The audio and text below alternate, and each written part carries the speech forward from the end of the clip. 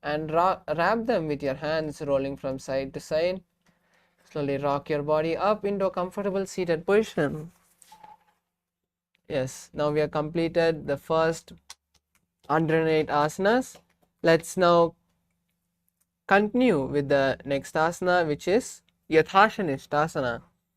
Now be in a comfortable seated position with your head, neck and spine in a straight line.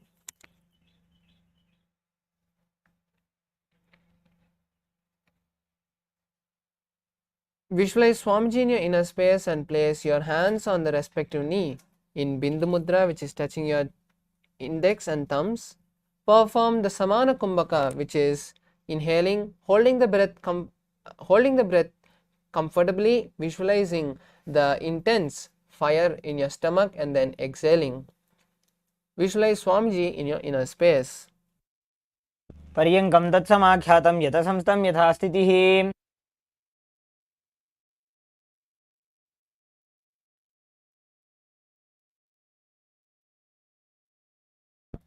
The next asana is Samasana.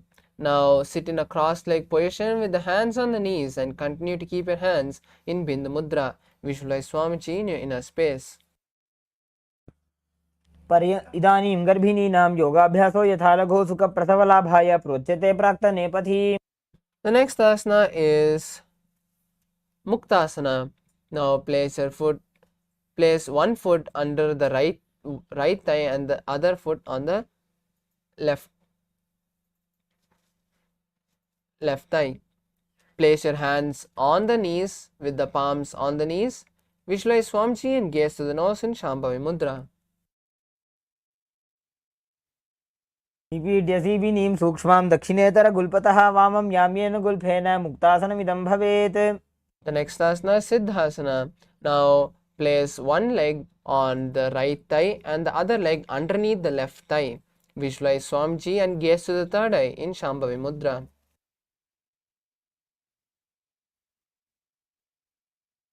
स्थानसंयमितेन्द्रियो चलदृशा पश्यन् भ्रुवोरन्तरं चैतन्मोक्षकपातभेदजनकं सिद्धासनं प्रोच्यते. Next asana is Siddhyasana. Now maintain the same posture as Siddhasana and switch the gaze to the ground in front of you. Perform the Mahamudra Bandha and visualize Swamiji. वामपादकेडीजानो सीवनिमथितासु कोठानो. The next asana is Rudrasana 2. Now maintain the same position and now keep your hands in Bindu Mudra. Visualize Lord Rudra in your inner space and gaze to the third eye. वामचरण परिदक्षिण राखे एकजुगति ऐसे विधि राखे. The next asana is Santadhunasana. Now maintain the same position as Rudrasana and switch the gaze to the nose. Visualize yourself as the unshakable nature.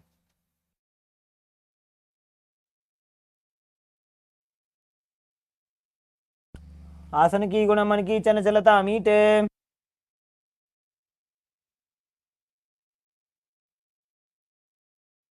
Next asana is Siddhasana 2. Now maintain the same position and cup the palms, placing them on the navel. Visualize Swamiji.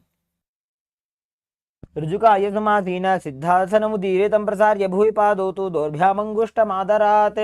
Next asana is Bhaddayoniyasana. Now maintain the same position and visualize yourself as the womb of creation.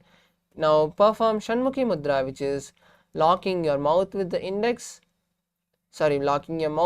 ring and little fingers, closing the nose with the middle finger, closing the eyes with the index finger, and closing the nose, closing the ears with the thumbs. यत्र मध्ये महादेव बन्धयोन्यासने शृणु. The next asana is Virasana. Now maintain the same posture and place your fingers in Bindu Mudra. Visualize yourself as the space of bravery. एकं पादमथैकस्मिन् विन्यस्योरेण संस्थितः इतरस्मिंस्तथा चोरुं वीरासनमुदीरितम्. Next asana is Valmikasana. Now maintain the same position as you just switch the gaze to the third eye and visualize the great sage Valmiki. डाबा पग की बगतली पुनी एड़ी है जो ज. Next asana is Joni Mudrasana. Now keep your legs in the same position and switch the gaze to the nose as you visualize the yoni mandala in your inner space. वामपाद की बगदली जाहि माहिली core. The next asana is yoni asana. Now maintain the same posture and just switch the gaze to the third eye. Continue to visualize the yoni mandala.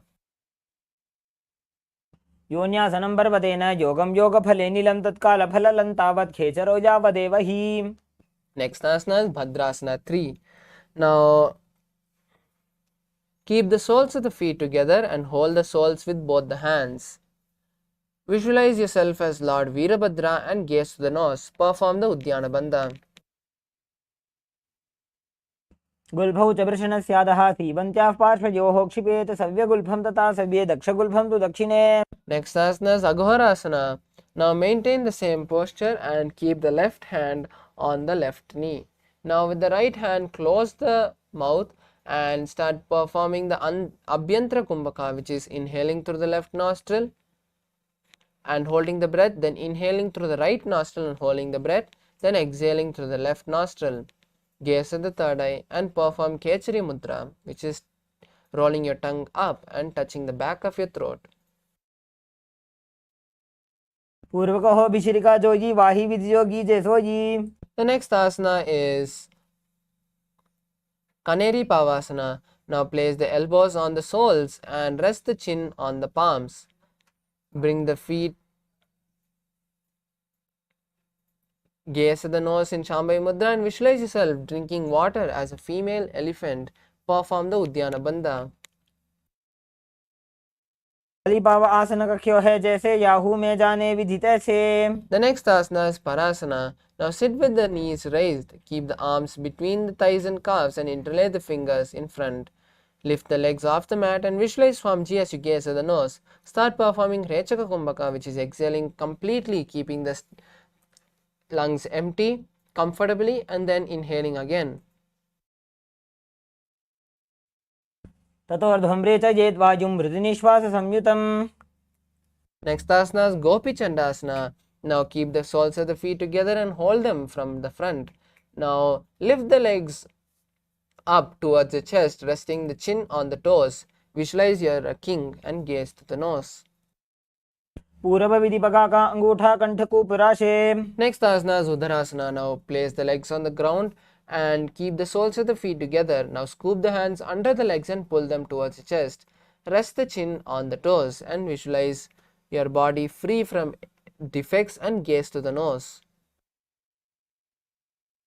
दो पगतली संपुटाने उभय हस्त करियोर हिताने. Next asana is Bhishishtasana. Now from this position raise the legs in front of the face. Visualize yourself excelling in everything.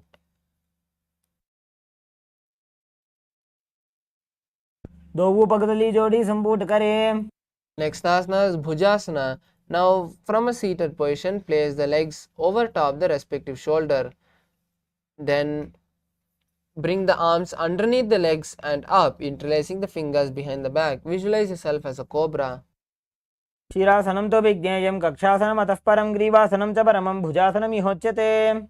The next asana is Kalyanasana. Now maintain a seated posture with the legs raised up above the respective shoulder. Now bring the hands under and back, clasping the palms behind your back. Visualize a beautiful goddess and gaze at the nose. दो हाथ पग नीच आने तिनको गोड़ा नीचे ठाने. The next asana is Sankatasana.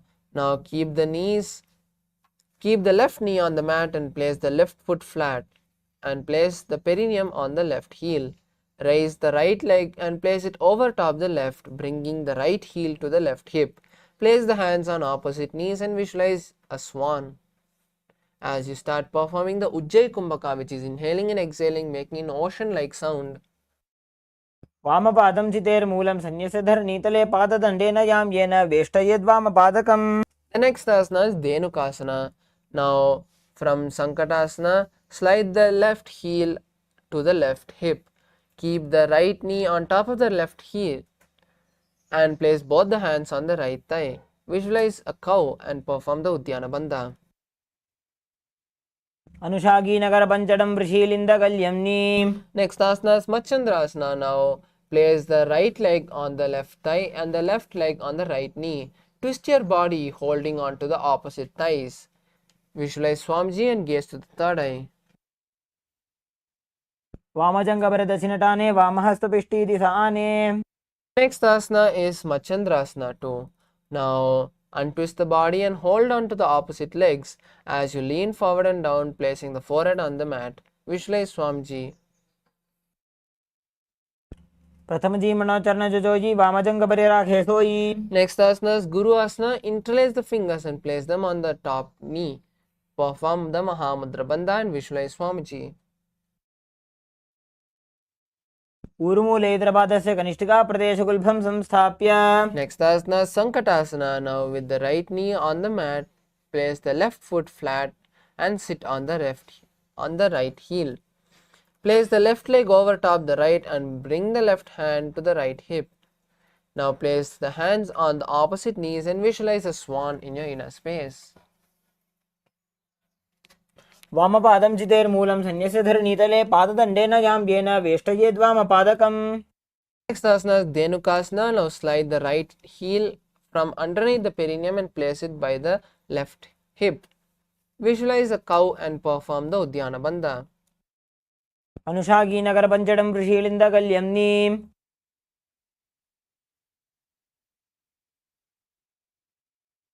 The next asana is Machandrasana. Now place the right foot on the left thigh and the left foot on the right knee.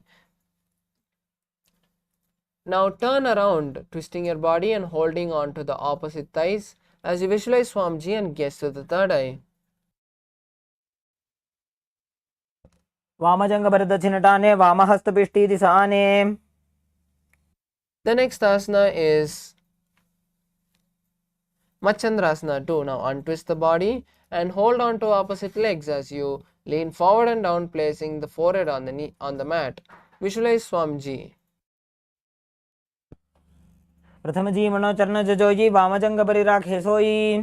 The next asana is Guru Asana. Now maintain the same posture as you interlace the fingers and place it on the top knee. Visualize Swamiji and perform Mahamudra Bandha. ऊर्मूलेतरपादस्य कनिष्ठिका प्रदेशगुल्भं संस्थाप्य. Next asana is Pashasana. Now sit with the feet flat on the ground and the knees against your chest. Hold on to opposite knees and keep the knees pressed towards the chest. Visualize Swamiji and gaze to the third eye as you start performing Kechari Mudra, which is rolling the tongue backwards and touching the back of your throat. पादतले भूमौ निधाय जानु निवृत्ति निधाय विपरीत हस्ताभ्याम ऊरु सहित जंगे निबध्य. Next asana is Bodha Shokasana. Now continue to maintain the same posture as you hold on to the opposite wrists. Place your chin on the knees and visualize being in a abode of bliss. Gaze to the nose.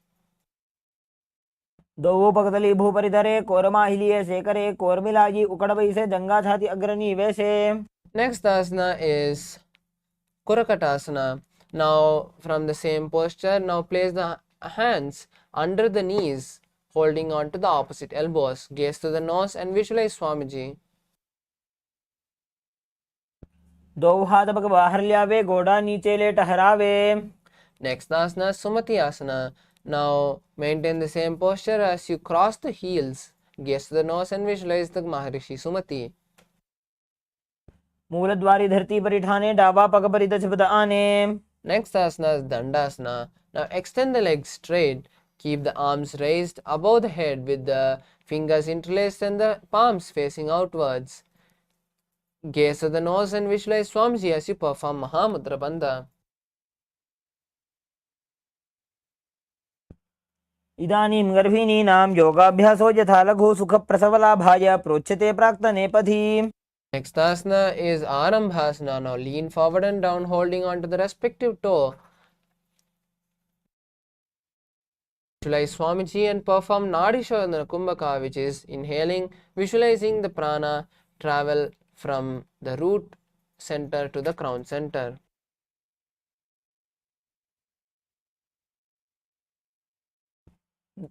दोवों पग मिलवा पसारी पगा का अंगूठा पकड़ी लीला टकोड़ा लगावे. The next asana is Bhidokasana. Now sit with the legs straight and extend the knees slightly up. Keep the shoulders down and wrap the hands in and around the legs. Hold the soles of the feet and gaze to the third eye as you visualize Swamiji.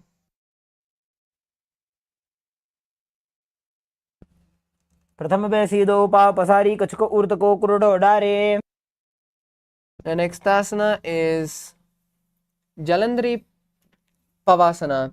Now extend both the hands out with the heels together. Place the hands underneath the shins as the palms face upwards.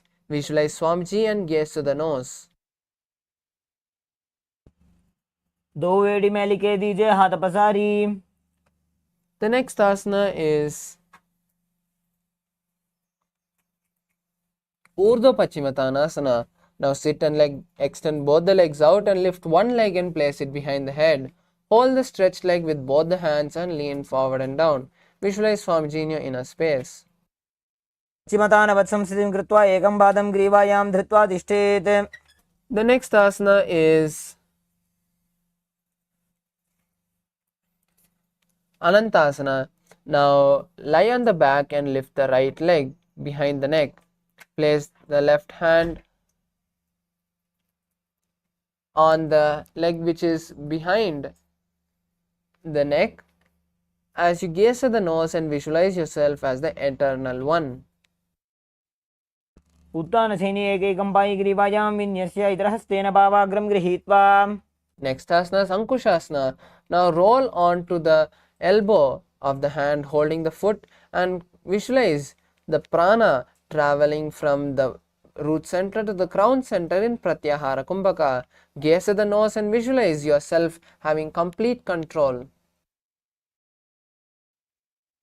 उत्तानशयित एकैकं पादं ग्रीवायां कुर्वन् इतरहस्तं कर्णमूले स्थापयेत्.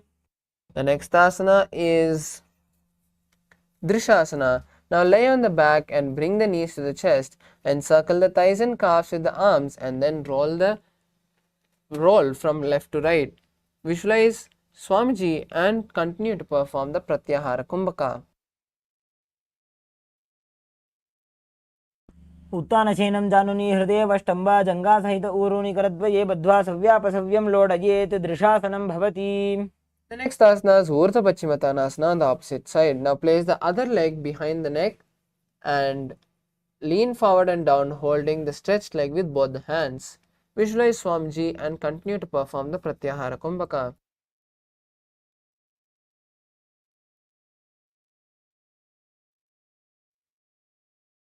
पश्चिमतानवत् संस्थितिं कृत्वा एकं पादं ग्रीवायां धृत्वा तिष्ठेत्. ऊर्ध्वपश्चिमतानं भवति. The next asana is Anantasana. Now slowly lie on the back and hold the leg which is behind the head with the opposite hand. Visualize yourself as the eternal one and gaze at the nose. उत्तानशयने एकैकं पायि ग्रीवायां विन्यस्य इतरहस्तेन भावाग्रं गृहीत्वा. The next asana is Ankushasana. Now roll on to the elbow which is holding the leg and visualize yourself as the complete control over your body and gaze to the nose in Shambhavi Mudra.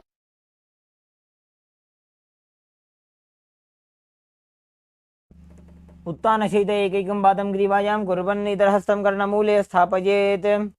The next asana is Yoga Nidrasana. Now lie on the back with the legs. Lie on the back and lift one leg at a time and place it behind the neck. Visualize Swamiji and gaze to the nose. पादाभ्यां वेष्टयेत् कण्ठं हस्ताभ्यां पृष्ठबन्धनं तन्मध्ये शयनं कुर्यात् योगनिद्रा सुखप्रदा. The next asana is Atma Ramasana. Now while laying on the back, raise the legs towards the head. Wrap the hands around the leg and interlace the fingers behind the neck. Gaze the nose and visualize being blessed by Lord Vishnu.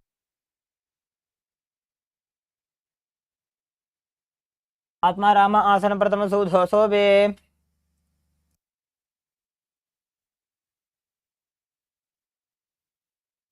The next asana is Kochikasana. Now lay on the back with the knee to the chest, keep the soles facing up and arms extended sideways. Gaze at the third eye and visualize Swamiji. दो हाथ सीधा सा करे 300 वे सफा करे। Next asana is the sequence of Jatara Praivritti 1, 2 and 3. We'll be performing these 6 asanas continuously. So visualize Swamiji throughout this sequence. Now lie on the back with the knees to the chest. Keep the arms to the side at a shoulder level. Now Jatara Parivritti 1, bend one knee to the ground and keep the other leg extended. Jatara Parivritti 2, keep both the knees bent to one side. And Jatara Parivritti 3, stretch both the legs to one side. Hold the leg with the hand on that side. Turn the head to the opposite side of the legs. Visualize Swamiji. Now we'll perform Jatara Parivritti on the other side. Now bring the legs back to the chest and keep the arms stretched to the side. Jatara Parivritti 1, bend one knee to the opposite side to the ground and keep the other leg stretched.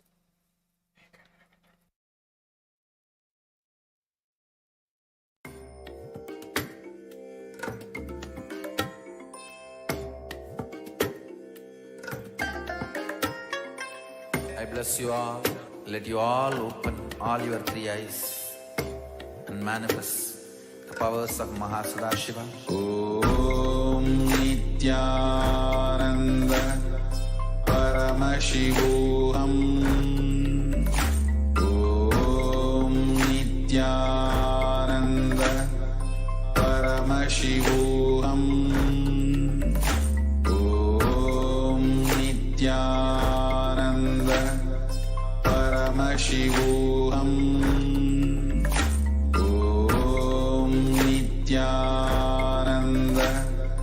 Paramashivoham. Om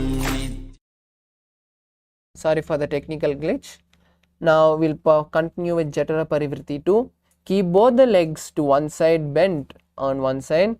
And Jatara Parivritti 3, bring both the legs straight to one side and hold the legs with the hand.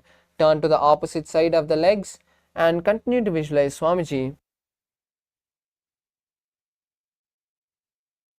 परिवृत्ति कुक्षि भागे त्रिदाहि परिकीर्तितः बद्धकोणं सुप्तकोणं मूर्धकोणमथापि च। The next asana is Dvipardapitam. Now lie on the back and keep the soles of the feet flat on the ground with the knees pointed up. Hold on to the respective ankle as you lift the hip off the ground. Tuck your chin to the chest in Jalandhara Bandha and visualize yourself as a sturdy bridge. Gaze at the nose. प्रतिक्रियायुतं द्वन्द्वपीठः सर्वबलप्रदं गर्भिणीनां दुर्बलानाम् इति Gargi जगादनु। Next asana is Paryankasana. Now lay on the back and place the feet flat on the mat. Bring the arms over the head and place the hands flat on the mat as well, with the fingers pointing towards the body. Lift the entire body up and off the ground as you visualize yourself as a stone furniture. उत्तानशेन हस्ततलाभ्यां भूमिं वष्टाभ्यां पादतलाभ्यां भूमिं धृत्वा। The next asana is Shvotanasana. Now lie on your back and bring the knees to the chest. Hold the respective shoulder and start circling the hips. Visualize yourself as a playful dog lying on its back.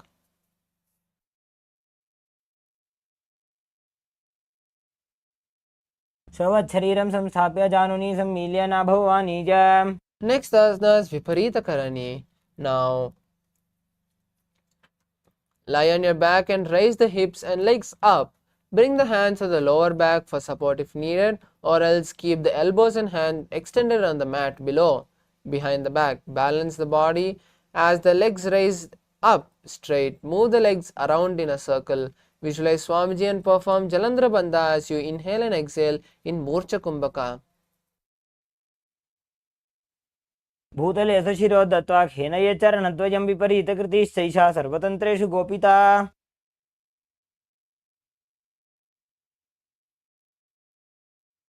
Next asana is Viparita Karani 2. Now maintain the same posture as you stop rotating your legs. Visualize Swamiji in your inner space. करणी विपरीताख्या सर्वाधिव्याधिनाशिनी नित्यम अभ्यासयुक्तस्य जाठराग्नि विवर्धनी. Next asana is Langalasana. Now from Viparita Karani, slowly lower your legs behind the head. Keep the hands behind the back and visualize yourself as a plow. नरकासने स्थित्वा नासिका प्रदेशे भूमौ पादपृष्ठे स्थाप्य. The next asana is Saita Paschimottanasana. Now bring your hands from behind the back and hold on to the respective toes. Visualize Paramashiva in your inner space. तानं शयित्वात् कुर्वीत शयितपश्चिमतानकम्. The next asana is Supta Konasana. Now slowly separate the feet.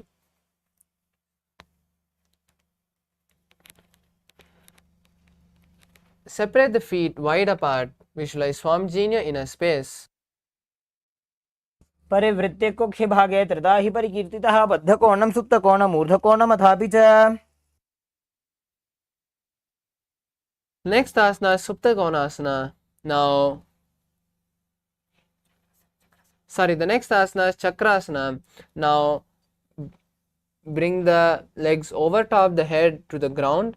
Hold the ankles and keep the knees straight. Roll backward onto the back, keeping the legs straight. Visualize yourself as a wheel and continue to perform Murcha Kumbhaka and Jalandhara Bandha. शवासनस्तद्वौ पादौ कुर्यान्मस्तकतः परो व्युत्क्रमेण ततः शीघ्रम् एतत् सर्वस्य साधनम्.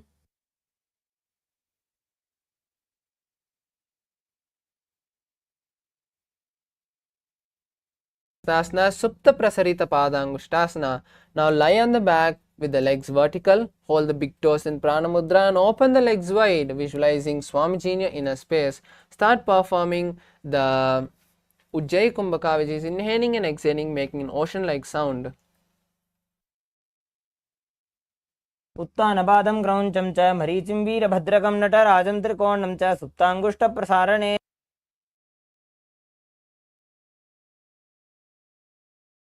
Next asana is Supta Padangushtasana. Now lie on the back with the legs extended up. Hold the big toes in Prana Mudra and visualize Swamiji in your inner space. उत्तानपादं क्रौञ्चं च मरीचिं वीरभद्रकं नटराजं त्रिकोणं च सुप्ताङ्गुष्ठप्रसारणे. The next asana is Matsyasana. Now from Supta Padangushtasana, lay back and hold the opposite elbows over the head. Lock your legs into Padmasana and gaze to the nose. Continue to perform the Ujjayi Kumbhaka. मुक्तपद्मासनं कृत्वा उत्तानशयनं चरेत् कूर्पराभ्यां शिरो वेष्ट्या मत्स्यासनं तु रोगः. The next asana is Parashuramasana. Now from Matsyasana, place the back of the right hand onto the left palm. Gaze to the nose and visualize Lord Rama. प्रथमकरे पद्मासन आछे सूधो सोवे भूपरिपाछे. The next asana is Sarvangasana. Now, while laying on the back in Padmasana, lift the hips up and the legs up. Keep the hands to support the hips with the elbows on the floor. Tuck the chin to the chest in Jalandhara Bandha and visualize Swamiji as you gaze at the nose in Shambhavi Mudra. अथवा क्षेत्रसंक्षेपात् सर्वाङ्गासनमुत्तमं यत्कृत्वा योगनिपुनो विद्याभिः पण्डितो यथा.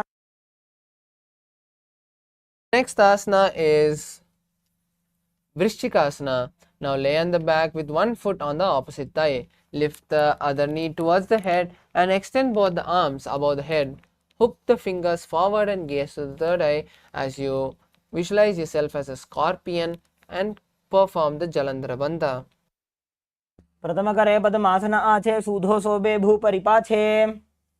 Next asana is Vrishchikasana on the opposite side. Now lay on the back with one foot on the opposite thigh. Lift the knee towards the head and extend the arms straight, hooking the fingers forward. Gaze to the third eye and visualize yourself as a scorpion. प्रथमशयन सूधो शीशिकेशिकी सन्धि सुदाखे. Next asana is Vrishabhata Kshepasana. Now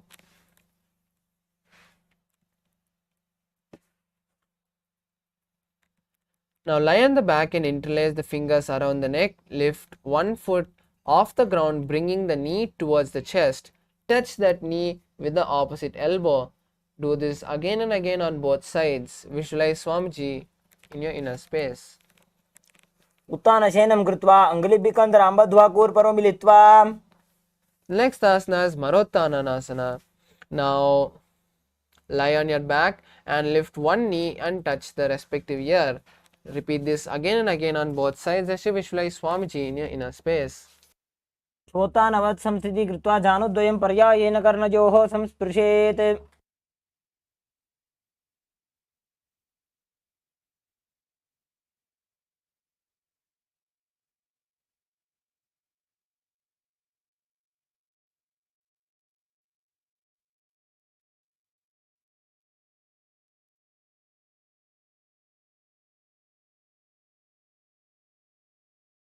अथ उत्तानशयनं कृत्वा पादतलाभ्यां भूमिं धृत्वा उत्तिष्ठेत् वृकासनं भवति. Next asana is Luthasana. Now lay on the back and quickly throw the legs above the head.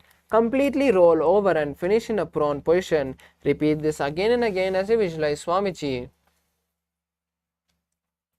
अथ उत्तानशयनं पादौ शिर उल्लङ्घ्य भूमौ स्थापयित्वा. The next asana is Saratasana. Now lay on your belly with the toes extended. Keep the hands on the ground by the shoulders. Contract the lips, making a flute-like sound. Visualize yourself carrying warriors on your chariot back. निब्जं शयनं कृत्वा नाभिं भौमो निधाय स्तम्भध्यस्ताभ्यां भूमिं वष्टभ्य. Next asana is Dehalyulanghanasana. Now place the palms on the mat in a plank position and jump your legs forward and back between your arms. Visualize yourself gone beyond the body and mind. हस्तद्वयं बद्ध्वा तन्मध्ये चरणद्वयम् उड्डानैव बहिरानीय अथ नजेत्. Asana is Jatyasana. Now from a standing position, bend forward and place the hands on the mat. Walk backward and forth on all the four limbs as you visualize yourself as a 60-year-old elephant.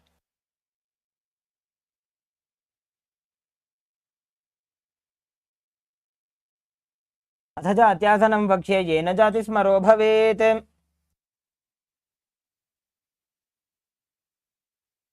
Next is Lolitika Karna. Now stand with the knees bent, feet heels touching and toes pointed outwards.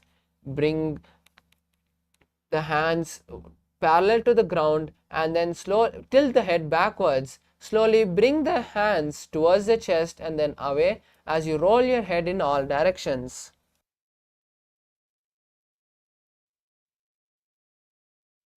Asana is Sarpasana. Now if you have a rope, tie your feet with the cloth rope or with any other rope, or else just stand tall on your feet. Keep your hands by your side and visualize the Kundalini traveling from your root center to the crown center.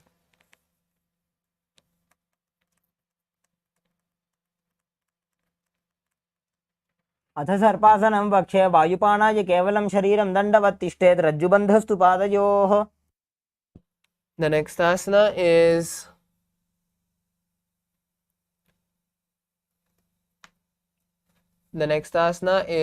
Ushtrasadhanasana. Now while standing, place all the fingers on the mat and then stand on the hands from the front. Walk forward and back as you visualize yourself as a camel. मुष्टिकनिष्ठिका प्रदेशेन भूमौ निधाय उपरि पादतले संस्थाप्य. The next asana is Ashwasana. Now lean forward and down, placing the hands on the mat from the sides of your feet and then walk forward and back as you visualize yourself as a horse. मुष्टिकनिष्ठिका प्रदेशेन भूमौ निधाय उपरि पादतले संस्थाप्य. Next asana is Kapotanitakasana.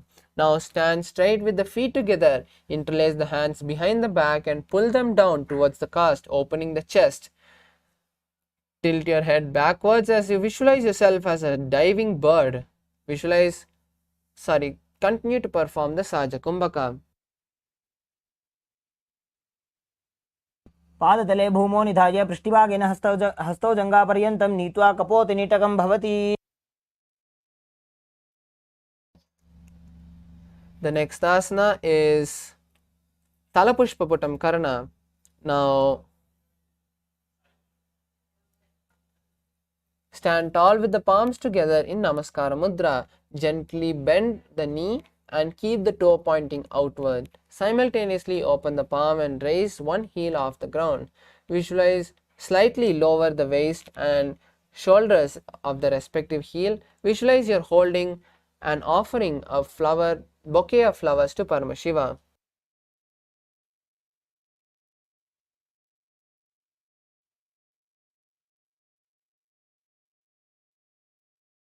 The next asana is Khadgasana.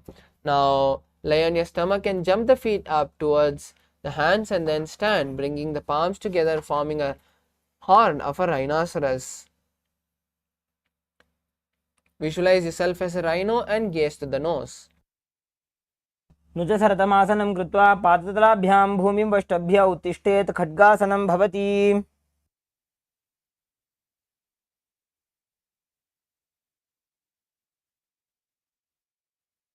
The next asana is Uttanottanam.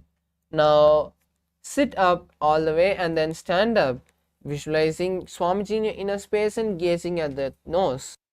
Mudra. पुनः पुनः उत्थातव्यम् असितव्यम् इति उत्थानोत्थानं भवति. The next asana is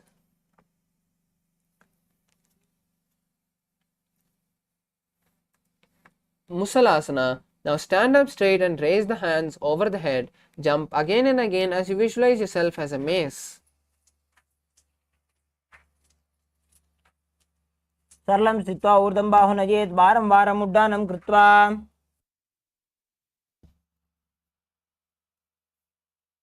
The next asana is Uchirshaka. Now from a standing position, pull the sole of one foot towards your belly. With the other leg, sit down and stand up, alternating both legs. Visualize Swamiji and gaze to the nose. एकैकं पादतलं कुक्षौ निधाय तिष्ठेत् उत्शीर्षकं भवति.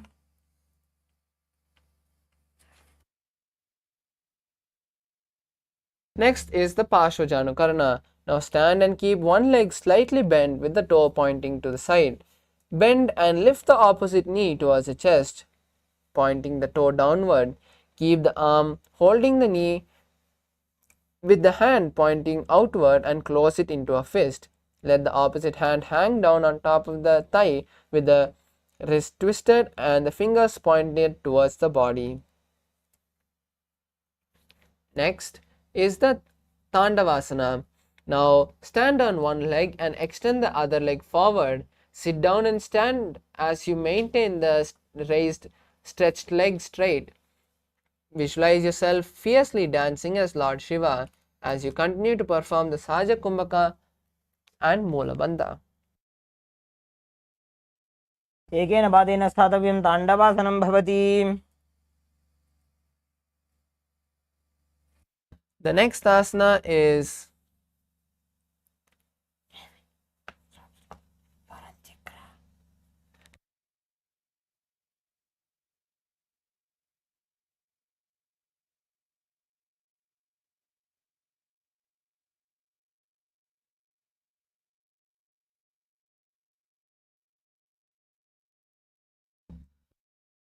ब्राह्मणासनमापक्षे यत्कृत्वा ब्राह्मणो भवेत्.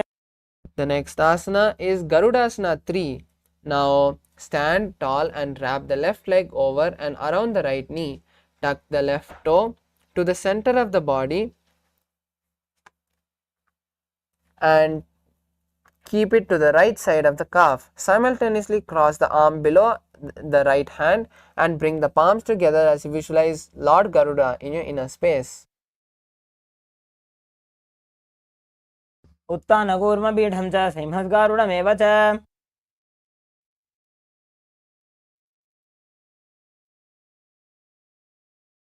The next asana is Ekapadasana. Now stand on the right leg with the left foot on the opposite thigh. Keep the hand relaxed by the knee and visualize Swamiji in your inner space.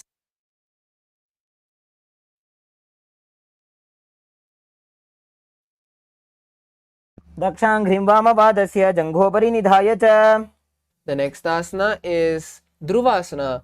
Now stand on the right leg and hold the toe of the left foot. Straighten the leg out to the side as you rotate your body quickly on the standing leg. Visualize yourself as the pole star.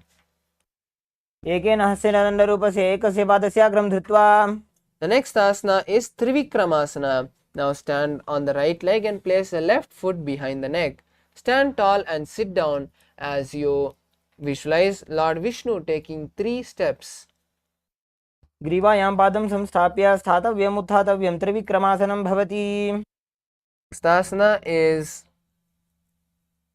Parshvajanukarana.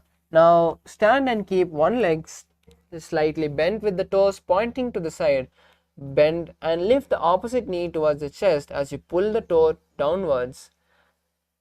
Keep the arm holding the knee with the hand pointing outwards and close it into a fist. Let the opposite hand hang down to the thigh as you twist the wrist and keep the fingers pointed towards the center of the body. Visualize yourself as Lord Paramashiva. The next asana is Tandavasana.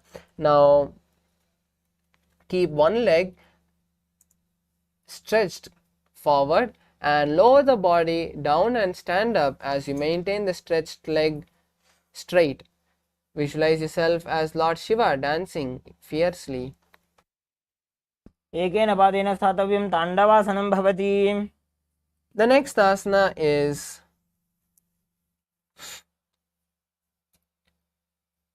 Brahmanasana. Now place the right foot on the inner thigh of the left thigh and stand erect on the mat like a rod. Keep the hands by the side and visualize yourself being blessed by Lord Brahma.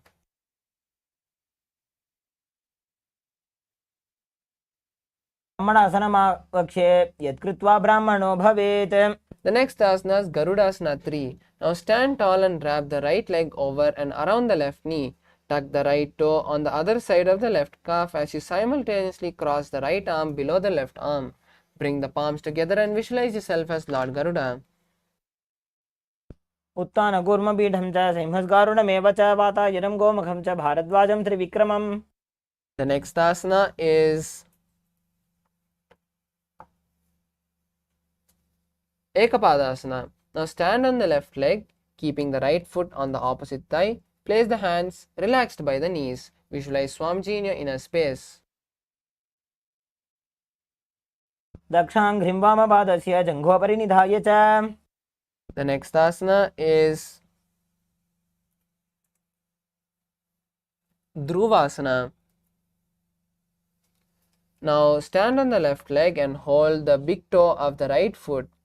Then straighten it out to the side and rotate your body quickly on the standing leg. Visualize yourself as the pole star.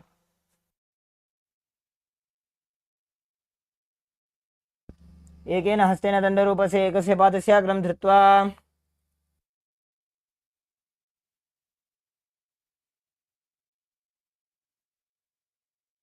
Next asana is Trivikramasana.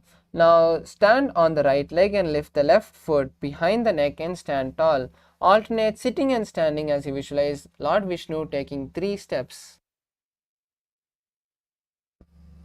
ग्रीवायां पादं संस्थाप्य स्थातव्यम् उत्थातव्यं त्रिविक्रमासनं भवति। The next is Samanakakarana. Now stand tall with the toes slightly pointed outwards and the heels together.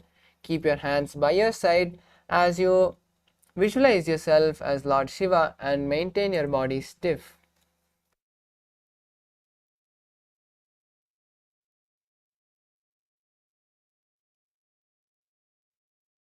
Next asana is Ghora Kanjali Asana. Now stand erect and then bend the Then bend forward, bringing the hands underneath the knees, making a finger lock. Sit in a squatting position and let the finger lock touch the navel. Visualize the great sage Goraknatha and start performing the Jiva Chala Kumbhaka, which is inhaling and visualizing the prana travel throughout your body and then exhaling. प्रथम ही उभो होए बाहुरी नीचो पुनि होवे. The next asana is Kanchi asana. Now insert the hands between the thighs and calves and then wrap the hand around the buttocks. Squat and hold the hands as you visualize Swamiji in your inner space. ऊरुमध्यात् हस्तो निवेश्य नितम्बं धृत्वा. The next asana is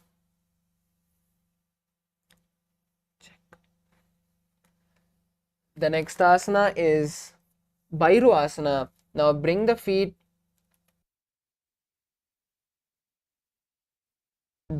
together and sit in a squatting posture with the heels touching the perineum. Hold the hands at the back and sit up straight as you gaze at the nose. Visualize yourself as Kala Bhairava. दो पग की थलिया की माहिली core मिला जी फना पानी उकड़ मोड़ वैसे. The next asana is Varahasana. Now squat all the way down to the ground and keep your feet together and toes apart. Bring your elbows up close to the head and keep the palms joined over the back facing downwards. Visualize yourself as Varaha, the boar avatar of Lord Vishnu. पाकदली की माहिली core मिलाई फना पानी उकड़ मोड़ वैसे. The next asana is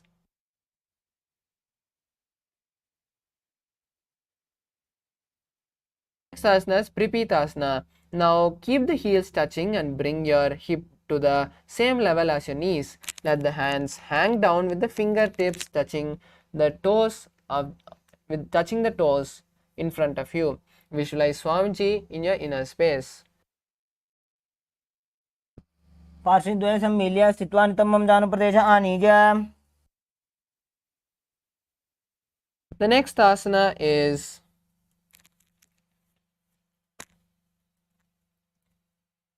Bakasana. Now place your hands on the mat, finger width, and keep the fingers apart.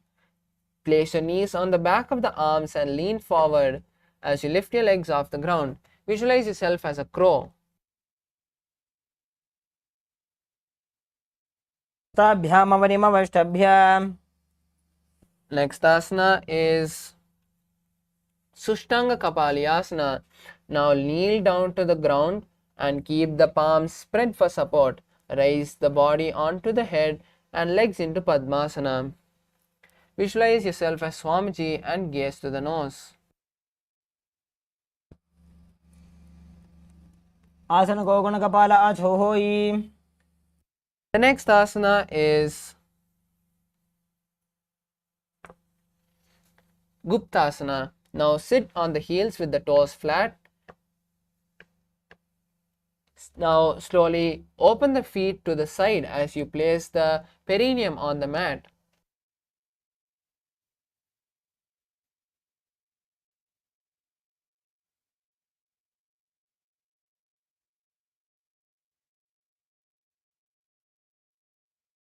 जानुर्भोरन्तरे पादौ कृत्वा पादौ च गोपयेत् पादौ परिच संस्थाप्य गुदं गुप्तासनं विदुः.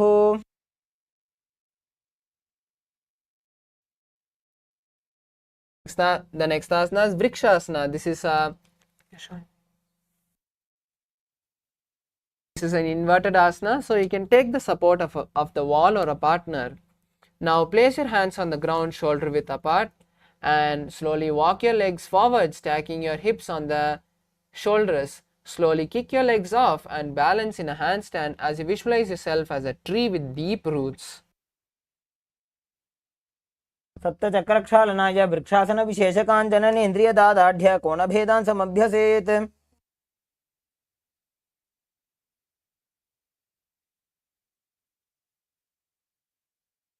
Next asana is Shivu asana. Now switch the gaze to the third eye and visualize the energy flowing from your third eye. दो पग जोड़ी माही गुल्फ मिलाए।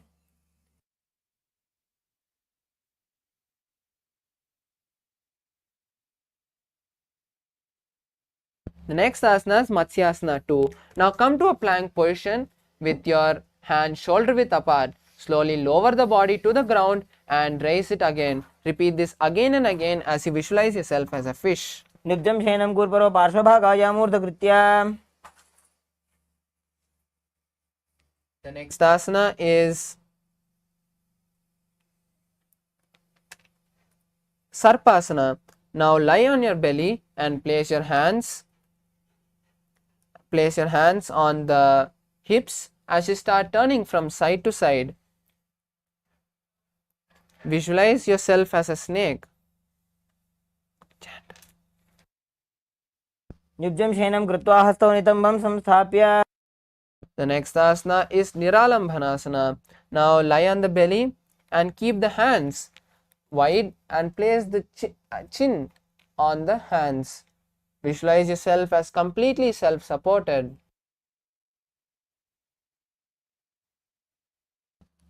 कराभ्यां पङ्कजं कृत्वा तिष्ठेत् कुर्परयासुदीः। The next asana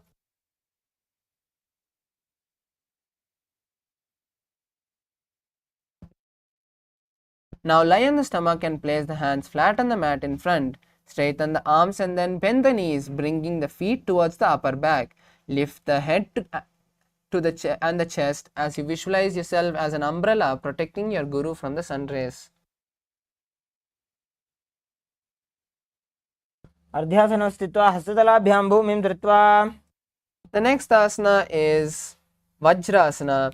Now sit on the knees as you keep the top of the feet flat on the mat. Bring the buttocks on the heels and stretch the arms in front, placing the palms flat on the ground. Place your forehead on the mat and visualize you are the indestructible weapon of Lord Indra. Gaze at your nose. इदानीं गर्भिणीनां योगाभ्यासो यथा लघु।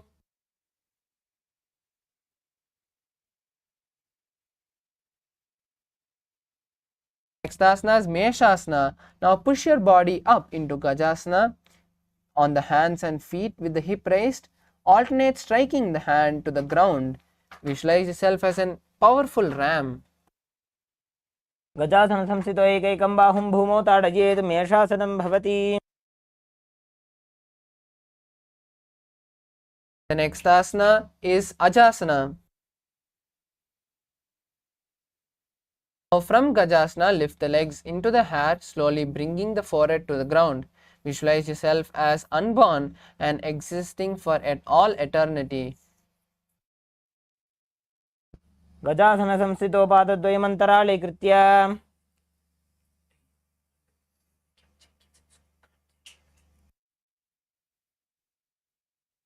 The next asana is Dhanantarasana.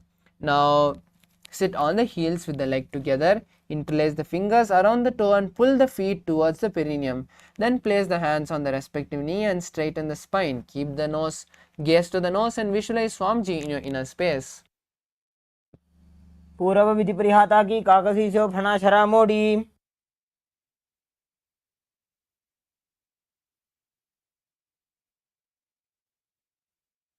Next asana is Angamotanam. Now interlace your fingers in front and then behind you. Stretch the arms forward to the side and then backwards, giving massage to various muscles of the body. Visualize Swamiji in your inner space and continue to perform the Ujjayi Kumbhaka.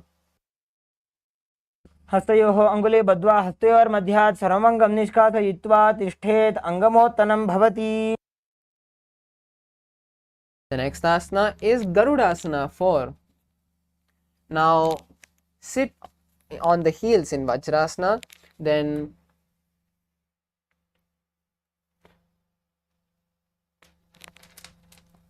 turn the feet to the side.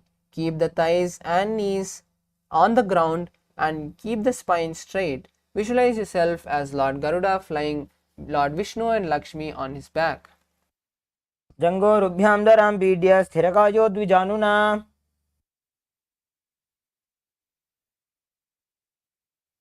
Next asana is Ananda Mandirasana. Now Sit with the legs folded on the back and toes pointed backward. Keep the knees wide and the front of the buttocks on the ground. Visualize yourself residing in a blissful temple as you gaze to the third eye in Shambhavi Mudra. अथ वक्षे वीरनाथ आनन्दमन्दिरासनं यत्कृत्वा अमरो धीरो भवत्येवेह साधकः. The next asana is Mandukasana 2. Now sit with the knees wide and the feet and the ankles overlapping.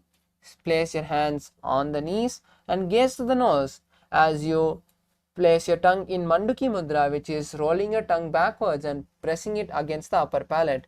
Visualize yourself as a frog and perform the Uddiyana Bandha. पृष्ठं सम्पीड्य गुल्भाभ्यां जान्वङ्गे सवलयाकृतिः हस्तौ पादतले क्षिप्तो मण्डूकं पाददोषहृत्. The next asana is Narasimhasana. Now keep your toes on the mat and the heels up and together. Place the perineum on your hand and place the palms on the ground with the fingers spread apart wide. Let the thumbs touch and lean forward as you extend your tongue out and gaze forcefully. Gaze at the nose and visualize Lord Narasimha.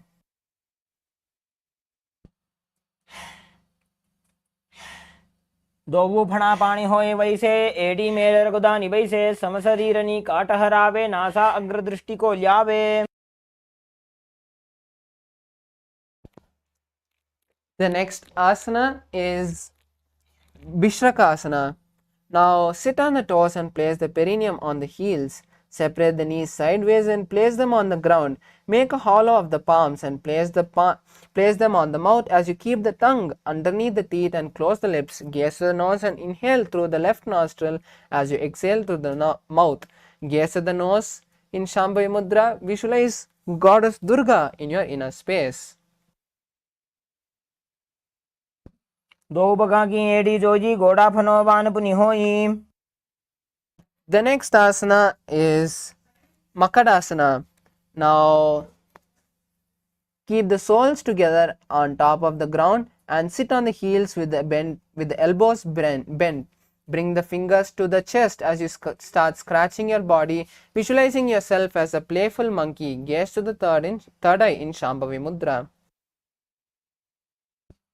दो पगतली संपुट आने तिनकी पिष्टि भूमि परिठाने.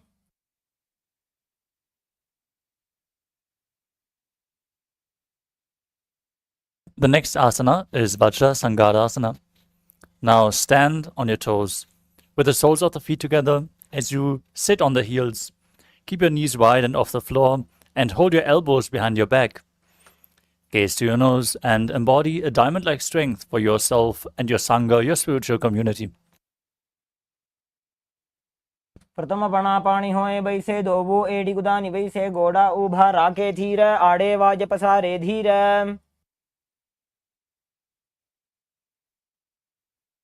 Next up is Kanjanasana. As you keep your toes down and cross your ankles behind, sit on your heels. Keep your palms down on the mat to your side. Gaze to the tip of the nose as you visualize perfect health beyond any and all physical or mental ailments. Perform Uddiyana Bandha and Mula Bandha. खञ्जनासनमावक्ष्य यत्कृत्वा सुस्थिरो भवेत् पृष्ठे पादद्वयं बद्ध्वा हस्तौ भूमौ प्रधारयेत्. From the same position, bring your hands flat on your knees. Gaze towards your nose and keep your upper back and neck stiff like the shell of a turtle as you visualize a turtle with a stable body and mind to live for hundreds of years in Kurmasana. गुल्भौ च वृषणस्याधो व्युत्क्रमेण समाहितो ऋजुकाय शिरो ग्रीवं कूर्मासनमितीरितम्. Maintain the same position, relax your upper back. Gaze towards your nose and visualize Swamiji in Yogasana. गुदं नियम्य गुल्भाभ्यां व्युत्क्रमेण समाहितः योगासनं भवेदेततिदि योगविदो विदुः. The next asana is Vijyogasana. As you stand on your knees, cross your ankles behind with the feet near the opposite knee. Hold your calves with the fingers inside and the thumbs outside. Gaze to your third eye and visualize a space of eternal oneness, Advaita, with your Guru. घोड़ा वामो उभौ होई घोड़ा आड़ा राखे दो जी दछि पाकड़ी पानी रहा वे फनो वाम घोड़ा ढीलिया वे. Next up is Ushtrasana 2. In a kneeling position, bend backward, hold your ankles with your hands, and keep your arms straight as you push your hips forward. Tilt your head back and visualize yourself as a camel. मेरुदण्डग्रन्थिदाढ्य संविवादैः पुमान् कपोतोष्ट्रासनाभ्यास कुर्यान्मितहिताशनः. Next up is Jyotisha 2. With your heels together, the hands on the soles of the feet, slowly lean back. Bring your elbows down to the mat, followed by the back of your head. Gaze towards your nose and experience yourself as a lotus blooming. दो AD संपुट करे सोले मूल द्वार इधर इधर फणा पानी उकड़ होए बैसे बहुरी पिष्टि दिश करे जो ऐसे. Next up is Virātasana. As you sit on your knees with the thighs and calves together, lean back and touch your back to the ground, then rise back up. Do this again and again as you gaze to your nose and visualize the healing and liberation of all causal, subtle forms of your body. जंगा पृष्ठभूमो निधाय जंगोत्रयोः ऊर्णी संस्थाप्य पृष्ठवंशं वारं वारं स्पृशेत्.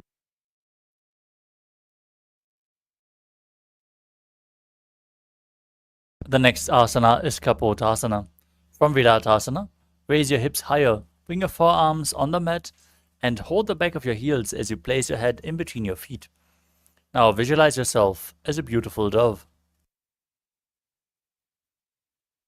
मेरुदण्डग्रन्थिदाढ्य संविवादैः पुमान् कपोतोष्ट्रासनाभ्यास कुर्यान्मितहिताशनः. We move on to Vadasana. Now stand upright on your knees with the toes tucked. Hold your arms with opposite hands. Gaze towards your nose as you enter the boon fulfilling posture. Receive your boon from Paramashiva as you internally chant Om Nithyananda Paramashivoham. जानुनी भूमौ संस्थाप्य हस्ताभ्यां बाहु परस्परं धृत्वा सरलं तिष्ठेत् वरासनं भवति. The next asana is Varahasana 2. Now keep your knees together, toes tucked. Lean forward and bring your elbows down to the mat, with your hands holding your head as you rest your buttocks on the heels. Now visualize yourself as Varaha, the boar avatar of Lord Vishnu. सूर्यं चन्द्रं भेदनानि आसनानि निकथ्यते. The next asana is Mundasana, another inverted posture. Now place your forearms on the ground, elbows shoulder width apart. Interlock your fingers and place the crown of your head on the mat. As you hold your head with both hands, raise your hips, walk your feet forward, and then lift your feet straight up as you gaze to the nose and visualize yourself as a lopped tree, breathing in Sahaja Kumbhaka, calmly through your nose in Mundasana. अधो मुण्डासनं वक्ष्ये सर्वेषां प्राणिनां सुखम्. Next up is Andhasana. From a kneeling position with your feet flat, bring your head in between the knees. Hold your head with both hands, elbows outside the knees, as you calmly inhale through your nose and exhale through your mouth. Gaze to your nose and visualize Swamiji in your inner space. प्रथम पगदली समठहरावे कोरमाही उभे मिलावे फनापानी उकड़ कर बैसे दो एड़ी गुदानी वैसे. Next up is Viparita Shalabhasana. Lay down on your stomach. Hold weights if you want to intensify this asana as you stretch your arms and your legs out completely and lift your thighs, arms, and chest off the ground, visualizing yourself as a locust. शलभासन भेदाश्च नटभेरुण्ड नामके. Next up is Kapalasana. Now keep your hands by the side of your hips with the palms facing down. Place your forehead on the ground and lift your feet up together as you visualize yourself as a skull representing the mind with purified thoughts and the strong will to attain enlightenment in Kapalasana, the skull posture.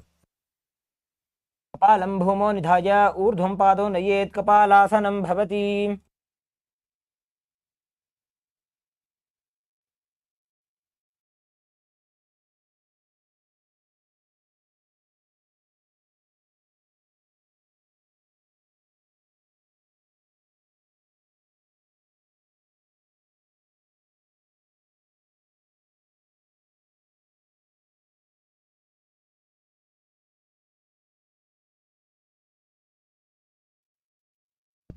we move on to Akasha Kapotasana.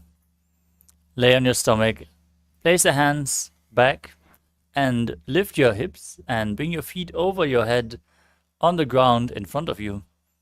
Now, visualize yourself as a free and open dove in Akasha Kapotasana.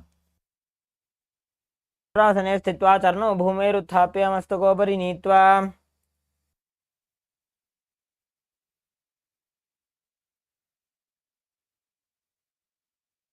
The next asana is Chatakasana.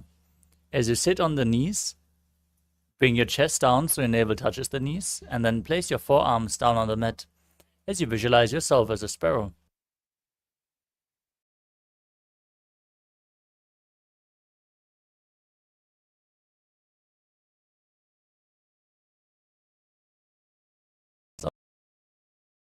On the ground, raise your hips up, bring your feet up over your body, touching your head as you visualize.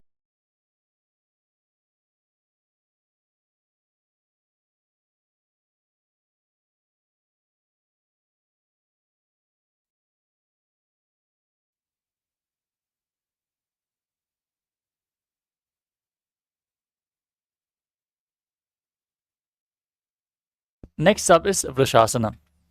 Now place your perineum down on the right heel as you keep the left foot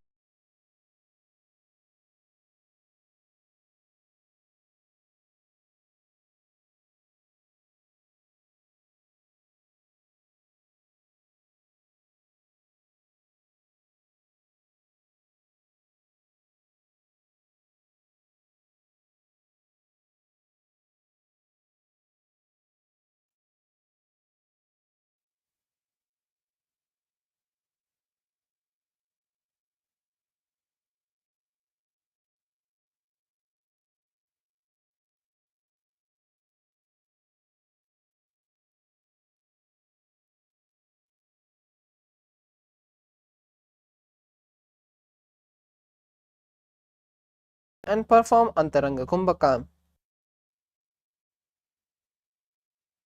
लोलासनं सदा कुर्यात् वायुलोलापघातनात्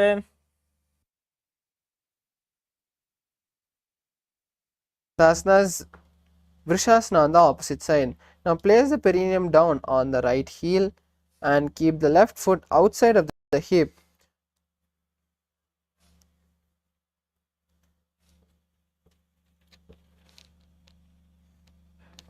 Now place the ankle to the side and place the hand on the mat resembling a bull. Visualize yourself as a bull and continue to perform the Antaranga Kumbhaka. याम्य गुल्फे पादमूले वामभागे पदेतरम्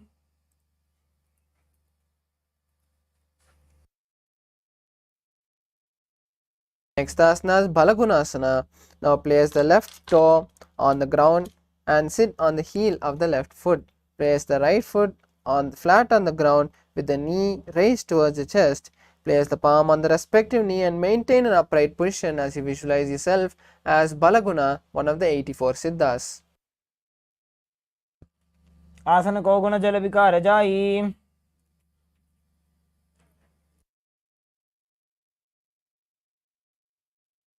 Next asana is Grahasana. Now squat the feet flat on the mat, bring the elbows under the thighs and wrap the hands around the shins.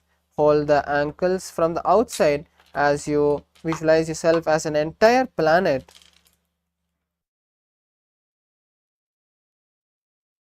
पादतले भूमौ संस्थाप्य जानुमध्ये कुरुपरौ स्थाप्य हस्ताभ्यां गुल्फप्रदेशो धृत्वा The next asana is Balagunasana on the opposite side. Now place the right toe on the mat and sit on the right foot. Place the left foot flat on the ground with the knee raised towards the chest. Place the palms on respective knees and maintain an upright position as you visualize the great sage Balagunahai, one of the 84 Siddhas, in your inner space. आसन को गुण जल विकार जाई Next asana is Utkatasana. Now sit on the heels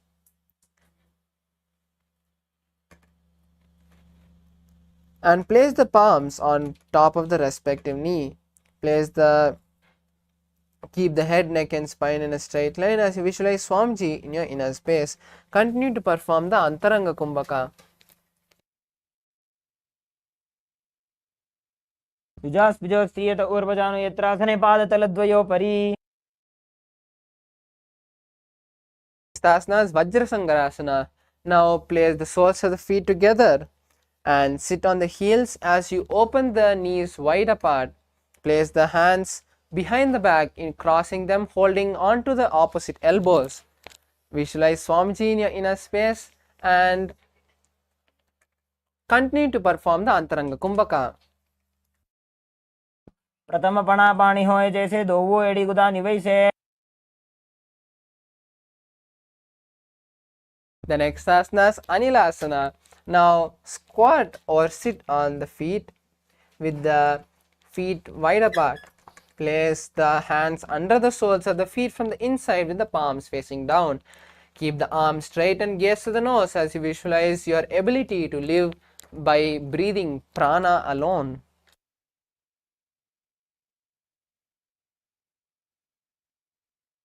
दो हाथ भूमि पर डाने कहुनी जाड़ी ना भिलग आने. The next asana is Padukasana. Now place the back of the hands on the mat with the fingers facing towards the body. Step the feet onto the hands and hold the feet with the fingers. Start walking back and forth on your mat as you visualize yourself wearing padukas. Continue to perform the Antaranga Kumbhaka. असतलयोः पादतले कृत्वा तिष्ठेत् गच्छेत् पादुकासनं भवति. Next asana is Kukkutoddhana. Now place the hands shoulder width apart on the mat and kick the legs up and let it land back on the mat. Repeat this again and again as you visualize yourself as a rooster. हस्ततले भूमौ कृत्वा पादतले च ऊर्ध्वमुड्डानं कृत्वा. The next asana is Viparita Nrittasana. Now place the hands on the mat, shoulder width apart. Lift the legs towards the sky.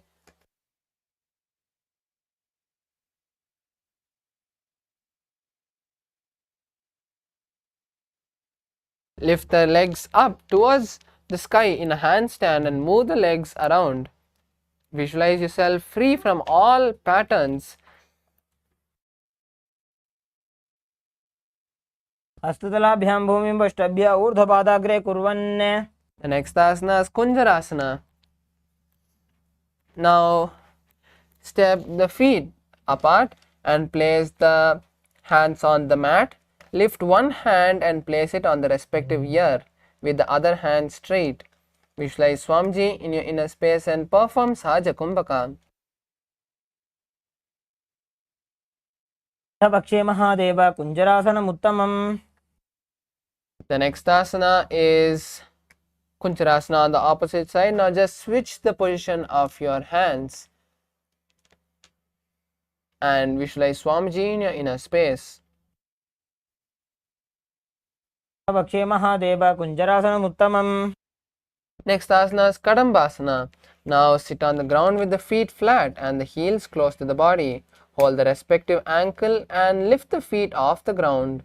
Visualize yourself as the Kadamba tree, the pious tree that promotes a long life.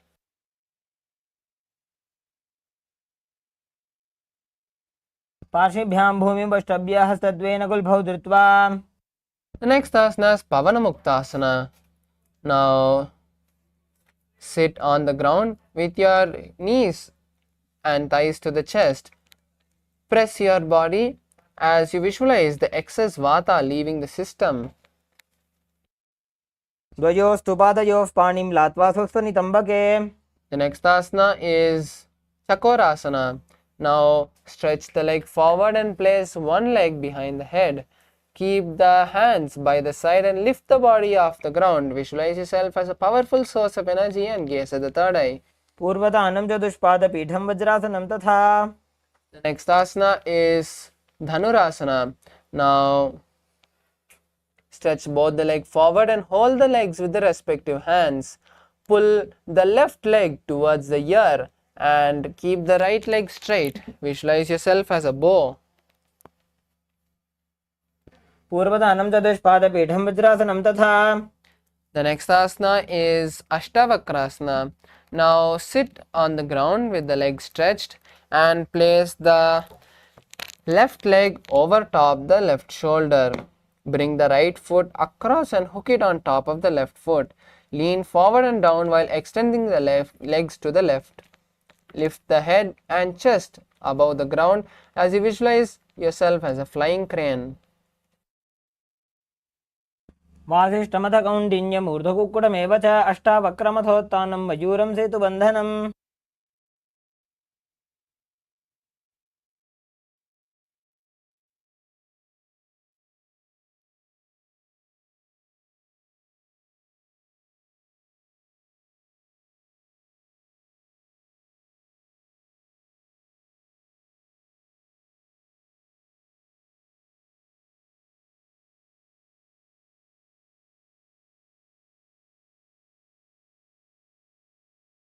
एतत् प्रभेदं वक्ष्यामि करोति यस्य चामरः Asana is Parshamatsendrasana.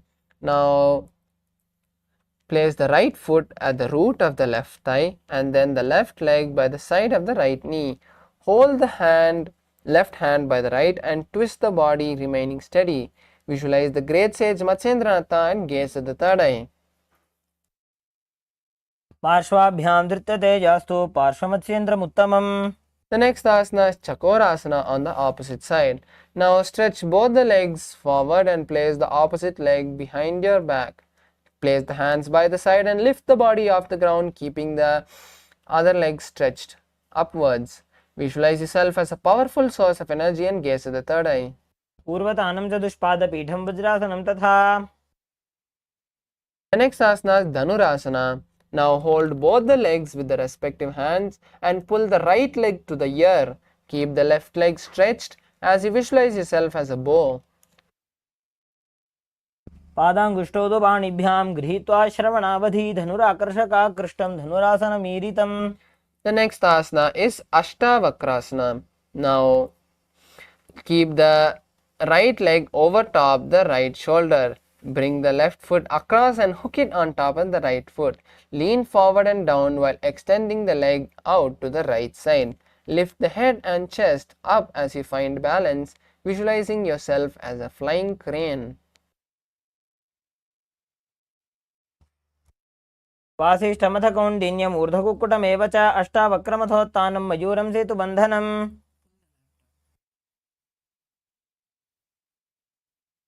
The next asana is Pranasana. Now place the right foot at the root of the left thigh.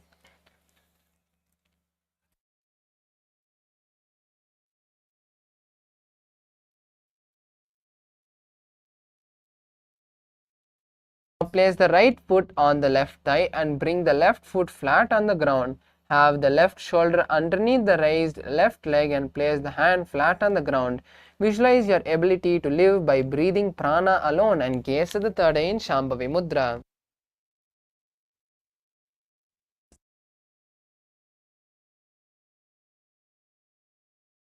एतत् प्रभेदं वक्ष्यामि करोति यस्य चामरः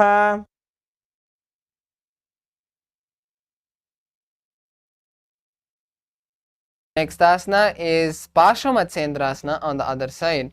Now place the right foot in front of the root on the root of the left thigh and then place the left leg by the side of the right knee.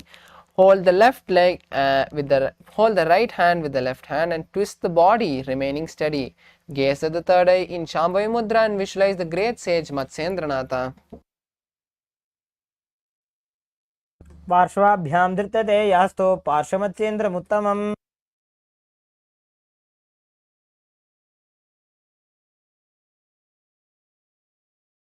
The next asana is Ardha Paschimottanasana. Now keep both the legs stretched and then bend one knee, placing the leg at the perineum, heel at the perineum.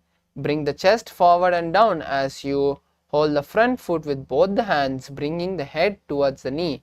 Keep the legs straight and visualize Swamiji in your inner space as you perform the Jiva Chala Kumbhaka, which is inhaling, and visualizing the prana travel throughout your body and then exhaling. एकं पादं प्रसार्य एकं पादस्य पार्श्वना Seoni सम्पीड्य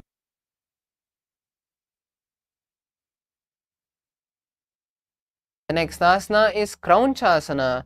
Now place the left ankle outside of the hip and hold the sole of the right foot and lift the left leg. Then bring the leg towards the forehead and keep the knee straight. Gaze to the nose as you visualize yourself as a crane. उत्तानपादं क्रौञ्चं च मरीचिं वीरभद्रकं नटराजं त्रिकोणं च सुप्ताङ्गुष्ठप्रसारणे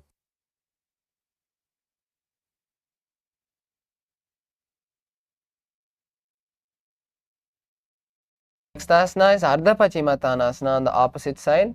Now stretch both the legs and bring the opposite leg to the perineum. Lean forward and down, bringing the chest to the thighs and the head to the knees. Hold the stretched leg with both the hands and keep the knees straight. Visualize Swamiji in your inner space as you perform the Jiva Chala Kumbhaka. उत्तानपादं क्रौञ्चं च मरीचिं वीरभद्रकं नटराजं त्रिकोणं च सुप्ताङ्गुष्ठप्रसारणे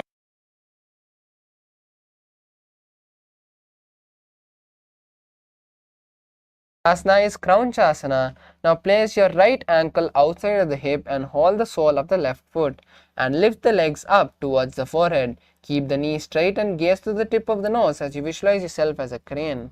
वासिष्ठमथ कौण्डिन्यम् ऊर्ध्वकुक्कुटमेव च अष्टावक्रमथोत्थानं मयूरं सेतुबन्धनम्. The next asana is Swastikasana.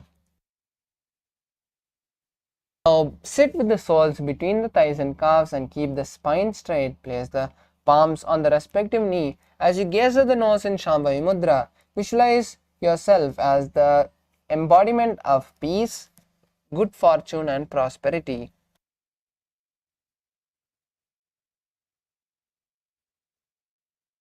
जानुर्भोरन्तरे सम्यक् कृत्वा पादतले उभे ऋजुकाय समासीन स्वस्तिकं तत्प्रचक्षते. Next asana is Gorakshasana. Now keep the feet in the same posture with the soles between the thighs and calves. Cover the heel with the respective hand and tuck the chin to the chest. Gaze to the tip of the nose as you lock your chin to the chest in Jalandhara Bandha. Visualize the great sage Goraknatha and gaze at the nose in Shambhavi Mudra. जानुर्भोरन्तरे पादौ उत्तानो व्यक्तसंस्थितौ गुल्फौ छाच्छाद्य हस्ताभ्याम् उत्तानाभ्यां प्रयत्नतः. The next asana is Bhagasana 2. Now bring the left heel to the perineum and the right foot on the left thigh. Close the eyes with the index finger, the nose with the middle fingers, the mouth with the ring finger and little finger, and the ears with the thumb. Gaze at the third eye and meditate on Lord Vishnu.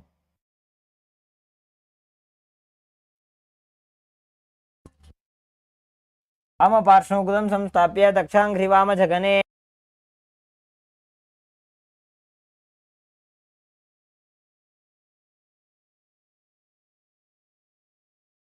The next asana is Yogasana 2. Now place the feet on the top of the opposite knee and place the hands on the ground beside you. Keep the palms facing up with the spine straight. Gaze to the nose and visualize Swamiji in your inner space.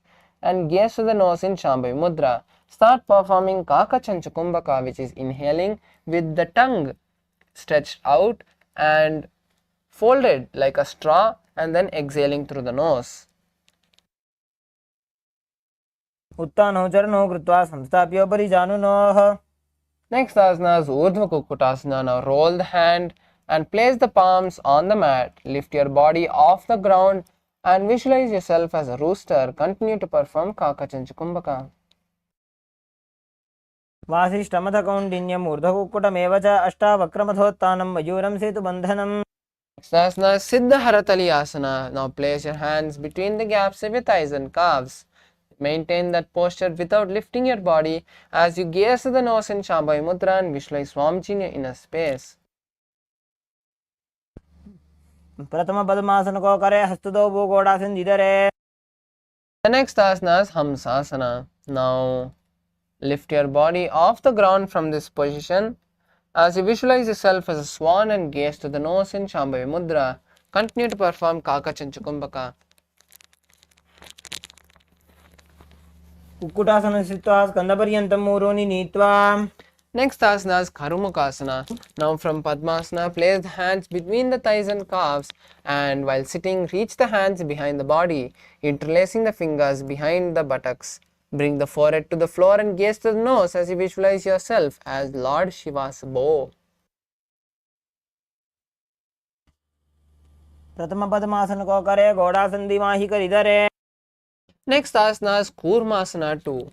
Now from Padmasana, insert both the hands through the thighs and calves, bend the elbow and hold the respective shoulder as you visualize yourself as a tortoise. Continue to perform Kakachanchakumbhaka. By जंग पर दक्षिण बावा, दाई जंग पर by वा.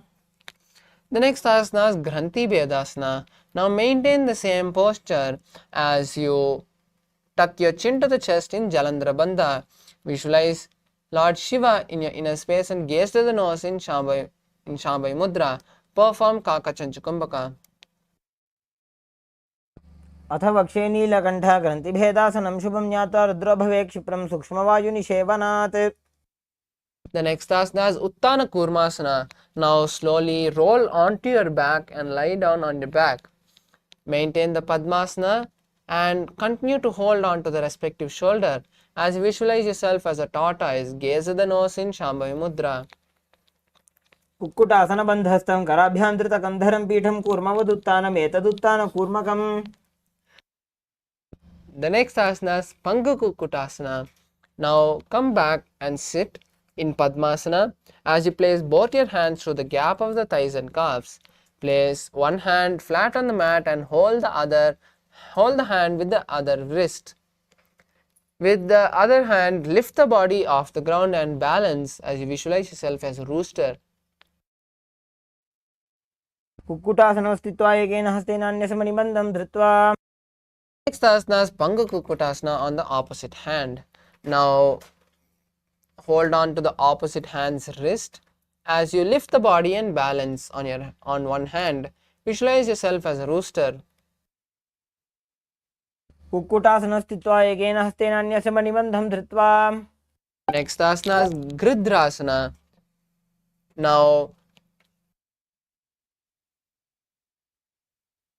Now place the elbows on the soles of the feet and interlace the fingers, resting the chin on the hand. Visualize Swamiji in your inner space and continue to perform Kakachanchakumbhaka. जानोर्भोरन्तरे पादौ उत्तानो व्यक्तसंस्थितौ. The next asana is Padmasana 3. Now place the right palm on the left palm and place your hands in front of the navel. Tuck your chin and perform Jalandhara Bandha as you visualize Swamiji in your inner space. Gaze at the third eye in Shambhavi Mudra. उत्तानौ चरणौ विधाय विधिवत् शक्तिस्थितौ योगिरात्. The next asana is Padmasana 4. Now place the palms on the respective knees and visualize Paramashiva in your inner space. Gaze to the nose in Shambhavi Mudra and continue to perform Kakachanchakumbhaka. एतत् पद्मासनं कुर्यात् प्राणवायु प्रसिद्धये.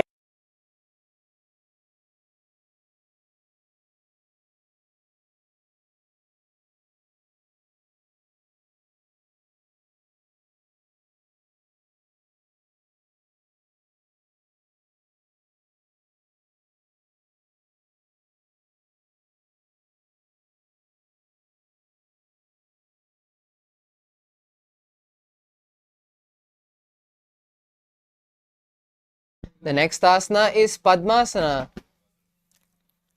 The next asana is Karmukasana 2. Now from Padmasana, hook the right hand, index and middle fingers around the right toe from the bottom of the foot. Lift the elbow as if pulling a bow back and move the big toe around.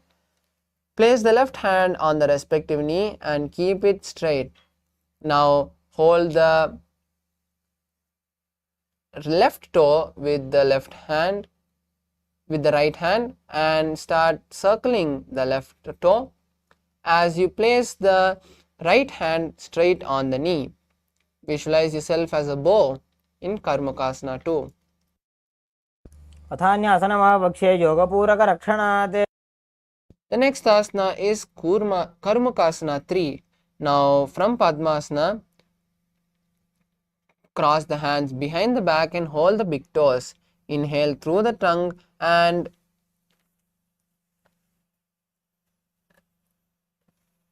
engage all the three bandhas, gazing at the nose. Visualize yourself as Paramashiva's bow. कार्मुकासनमाक्षित्य उदरे पूरयेत् सुखम्. The next asana is Dhridasana. Now maintain Karmakasana 3 and release the Mahamudra Bandha. Gaze at the third eye and visualize yourself as the third eye of Paramashiva. Continue to perform Kakachancha Kumbhaka.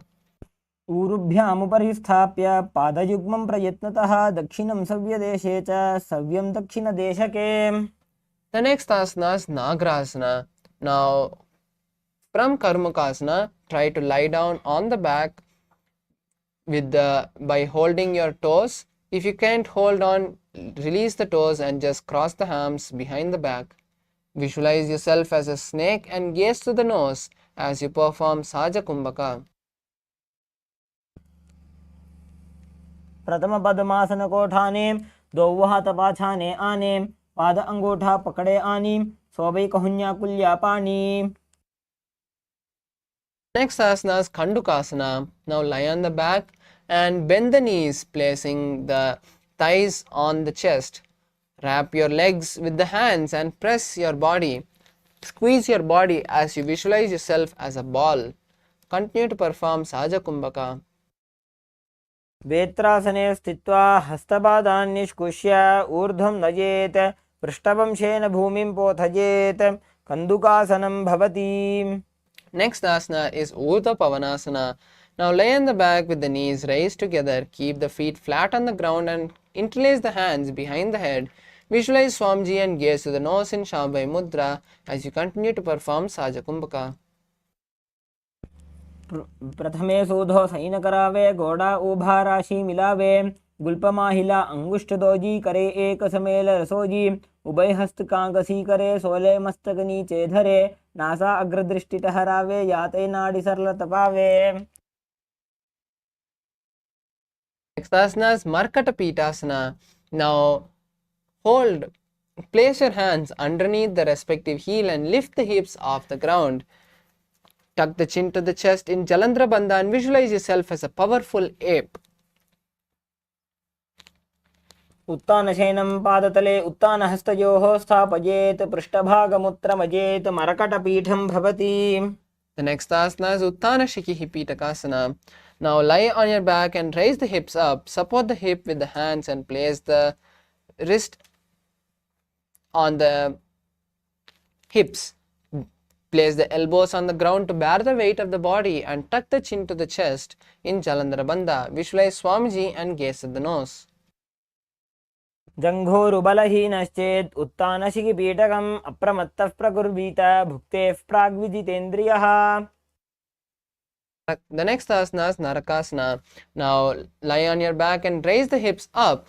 Bring the hands to the lower back for support if needed. Otherwise, stretch the elbows and hands on the mat below. Balance your body and visualize you traveling blissfully through hell.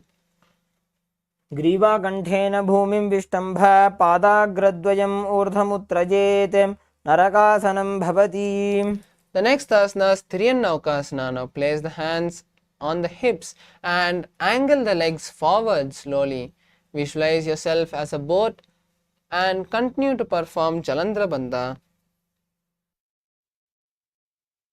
नौकावत् स्थित्वात् ऊर्ध्वं पादाग्रद्वयं नजेत् तिर्यन्नौकासनं भवति. The next asana is Dhwajasana. Now keep the upper back on the mat and raise the legs up vertically.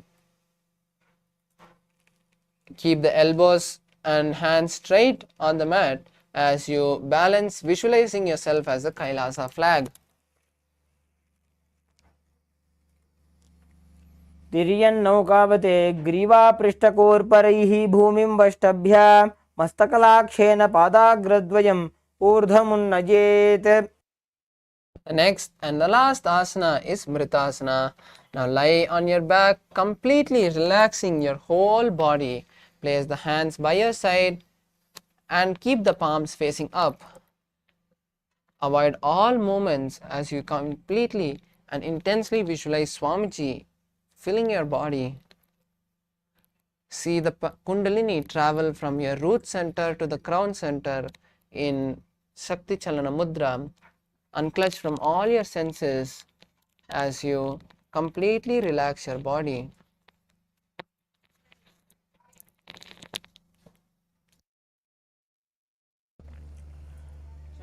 उत्तानं शववद्भूमौ शयनं तु शवासनं शवासनं श्रमहरं चित्तविश्रान्तिकारकम्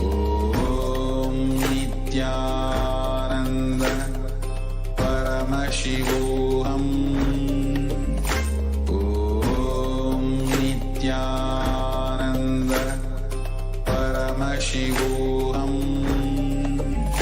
Om Nithyananda Paramashivoham. Om Nithyananda Paramashivoham. Om Nithyananda Paramashivoham. Om Nithyananda Paramashivoham. Om Nithyananda.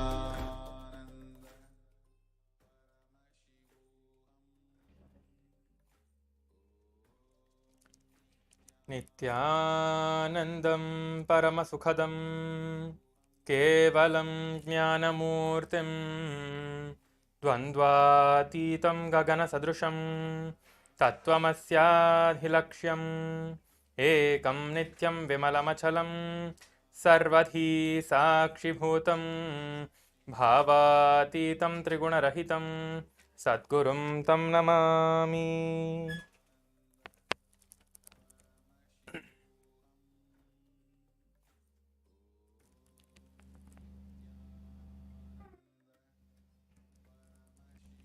Nithyananda, I welcome all the Paramashivoham Level 3 Season 3 participants on the day 14 of the Paramashivoham program. Now we are entering into the power manifestation, where all of you are going to be manifesting the powers of Paramashiva with the grace and blessings of the Supreme Pontiff of Hinduism. So let us now enter into the power manifestation. I request all the participants to get your eye bands and be seated in front of the cameras with your camera turned on. Make sure to be seated in front of the camera with your cameras on.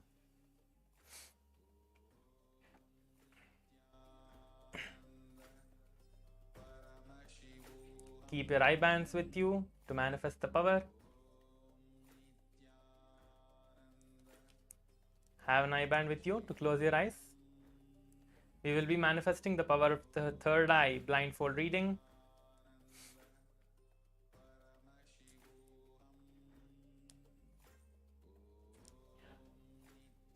Yes. Please be seated in one place. Do not move around. Please sit down for the power manifestation. Just sit in a relaxed way with your head, neck and spine in a straight line.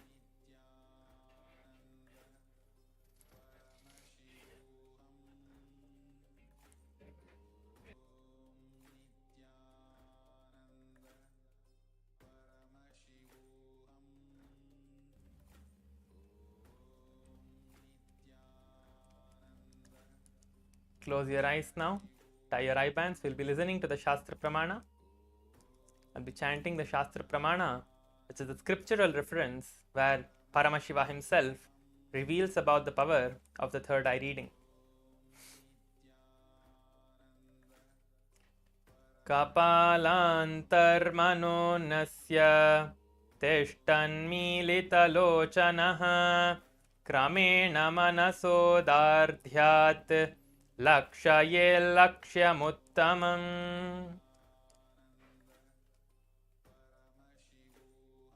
This is the revelation by Paramashiva himself for the power of the third eye reading in the Vijnana Bhairava Tantra. Let us now close our eyes. Please make sure to close your eyes now. We are going to be seeing alphabets today.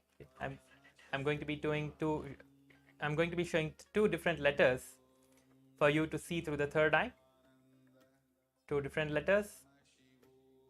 So let us close our eyes and get ready for the power manifestation. Now start chanting the Mahavakya intensely.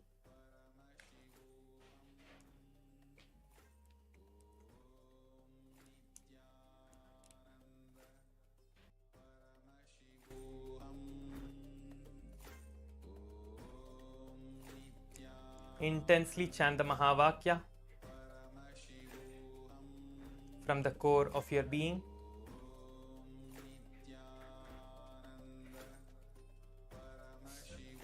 Keep your eyes closed. and chant the Mahavakya, establishing yourself in the space of oneness with Swamiji. Visualize Swamiji in your third eye and chant the Mahavakya intensely.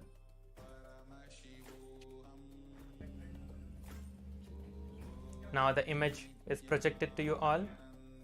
Keep your eyes closed and start chanting the Mahavakya and manifest the power. Chant the Mahavakya.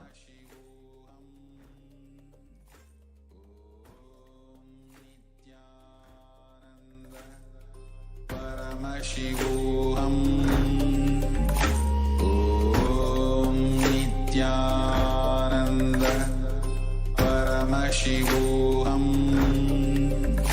Om Nithyananda. Paramashivoham.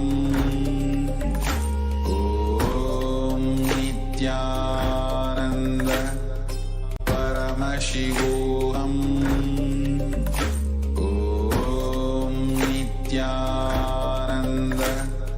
Paramashivoham.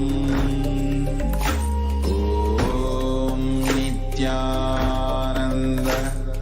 Paramashivoham.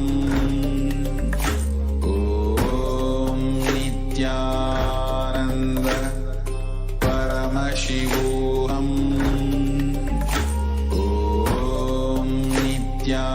Paramashivoham. Om Nithyananda. Paramashivoham. Om Nithyananda. Paramashivoham. Om Nithyananda. Paramashivoham. Om Nithyananda. Paramashivoham. Om Nithyananda. Paramashivoham.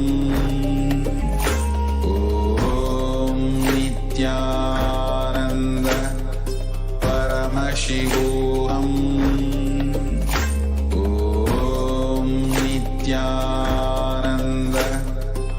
Paramashivoham. Om Nithyananda. Paramashivoham. Om Nithyananda. Paramashivoham. Om Nithyananda. Paramashivoham. Om Nithyananda. Paramashivoham. Om Nithyananda.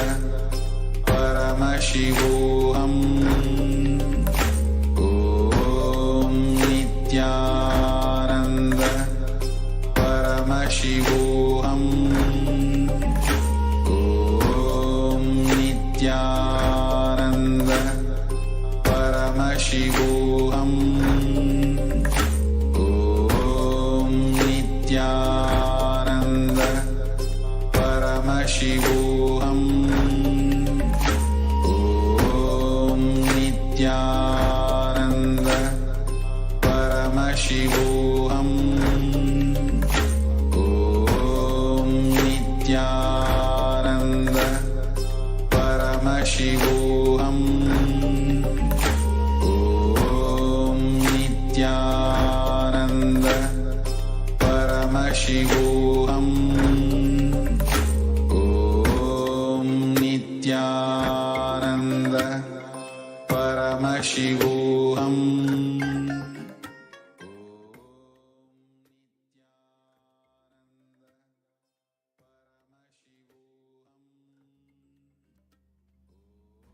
Yes. Now you can relax and take your eye bands off and slowly open your eyes.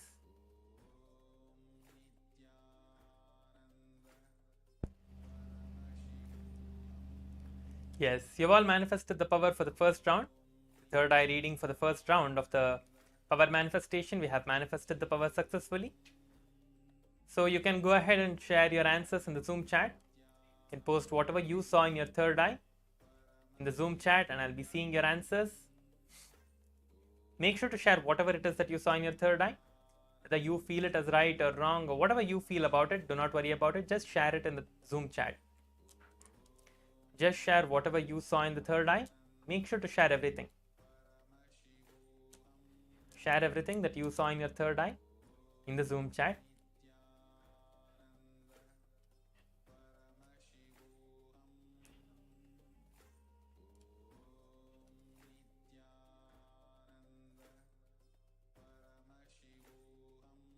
Junji Wang is saying L and J, and Pen Chen Lin is saying L, and Jian Feng is saying W. Okay.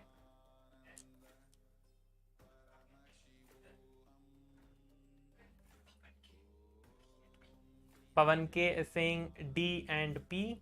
Okay. Continue to post your answers. You have a few more moments before the image is projected to you all. Make sure to share whatever you saw in your third eye in the Zoom chat. Yes, now I'm projecting the image for you all. It is projected on the screen. You can see that it was T and the exclamation mark. So if any one of you saw I also, that's fine. It's like, the letter I which is inverted. It's fine. But it is the exclamation mark. So it is T and the exclamation mark. You can see that now in the screen. It is the letter T and exclamation or I, anyone. Okay. Let us now enter into the second round. Tie your eyes back with the eye bands. If you got it right, you can share that as well. But now you can tie your eyes. Tie your eyes with the eye band. Close your eyes. Visualize Swamiji intensely in your third eye and start chanting the Mahavakya.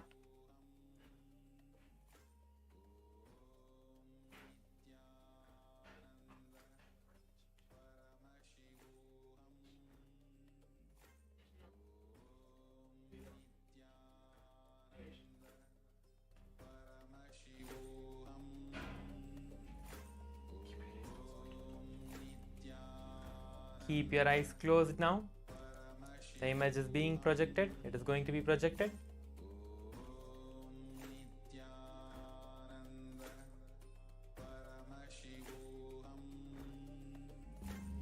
Chandrasekhar Chennai is telling P and L for the previous round. Okay. But now this round we have started Ayya, so you can close your eyes and start manifesting the next round now. Chandrasekhar Ayya, please close your eyes now. You can start manifesting the second round.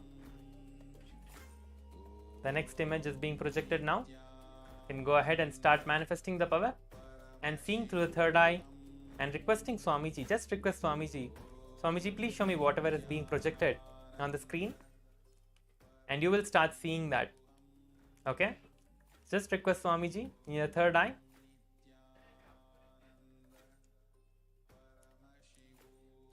Yes, the image is being projected now. Intensely chant the Mahavakya and continue to manifest the power. Om Nithyananda Paramashivoham. Om Nithyananda Paramashivoham. Nithyananda Paramashivoham. Om Nithyananda Paramashivoham. Om Nithyananda Paramashivoham. Om Nithyananda Paramashivoham. Om Nithyananda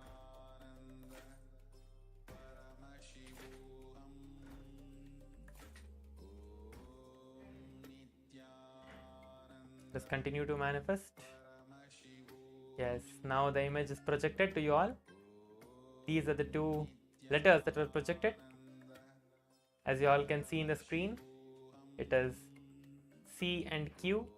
The letters C and Q were projected for everyone to see through the third eye. Yes. So even if you saw any colors also, it's fine, it's great. You can see the color that is there here. It's some kind of a bluish green kind of a shade. So yes, we have all manifested the power now.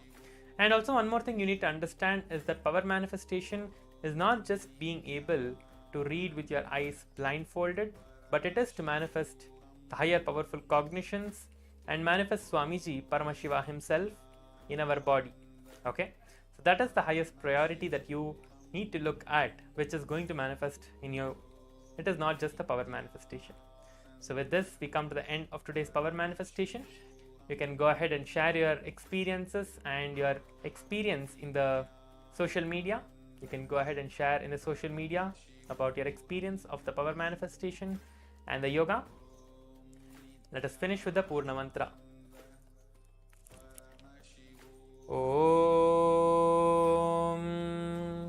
Purnamada Purnamidam Purnat Purnamudachyate Purnasya Purnamadhaya Purnameva Vashishyate. Om Shanti Shanti Shanti Hari Om Tat Sat. Sarvam Bhagavat Shri Nithyananda Paramashiva Padukarpanamastu. Om Nithyanandam.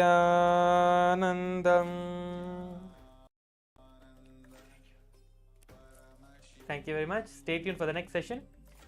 The next Acharya will be coming for the next session. Please stay tuned. Thank you, Nithyanandam. Paramashivoham. Om Nithyananda Paramashivoham. Om Nithyananda.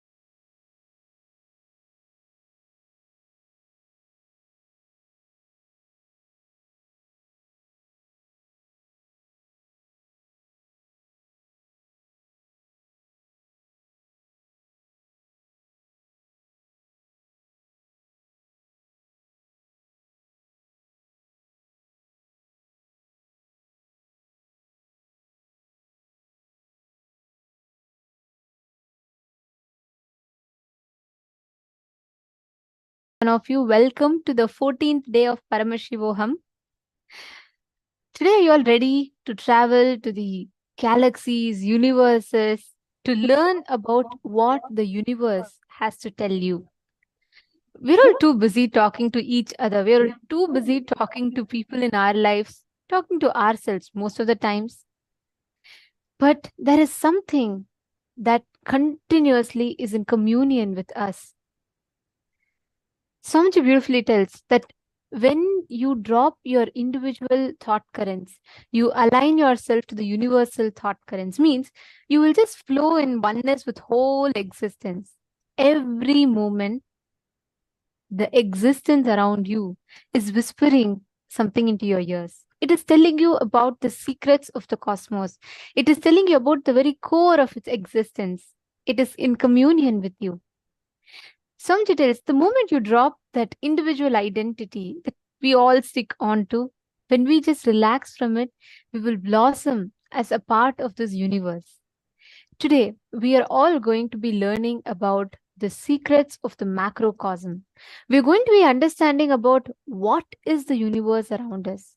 What is all the stars? What is this big bangs, black holes? But this is not the dry physics as you know.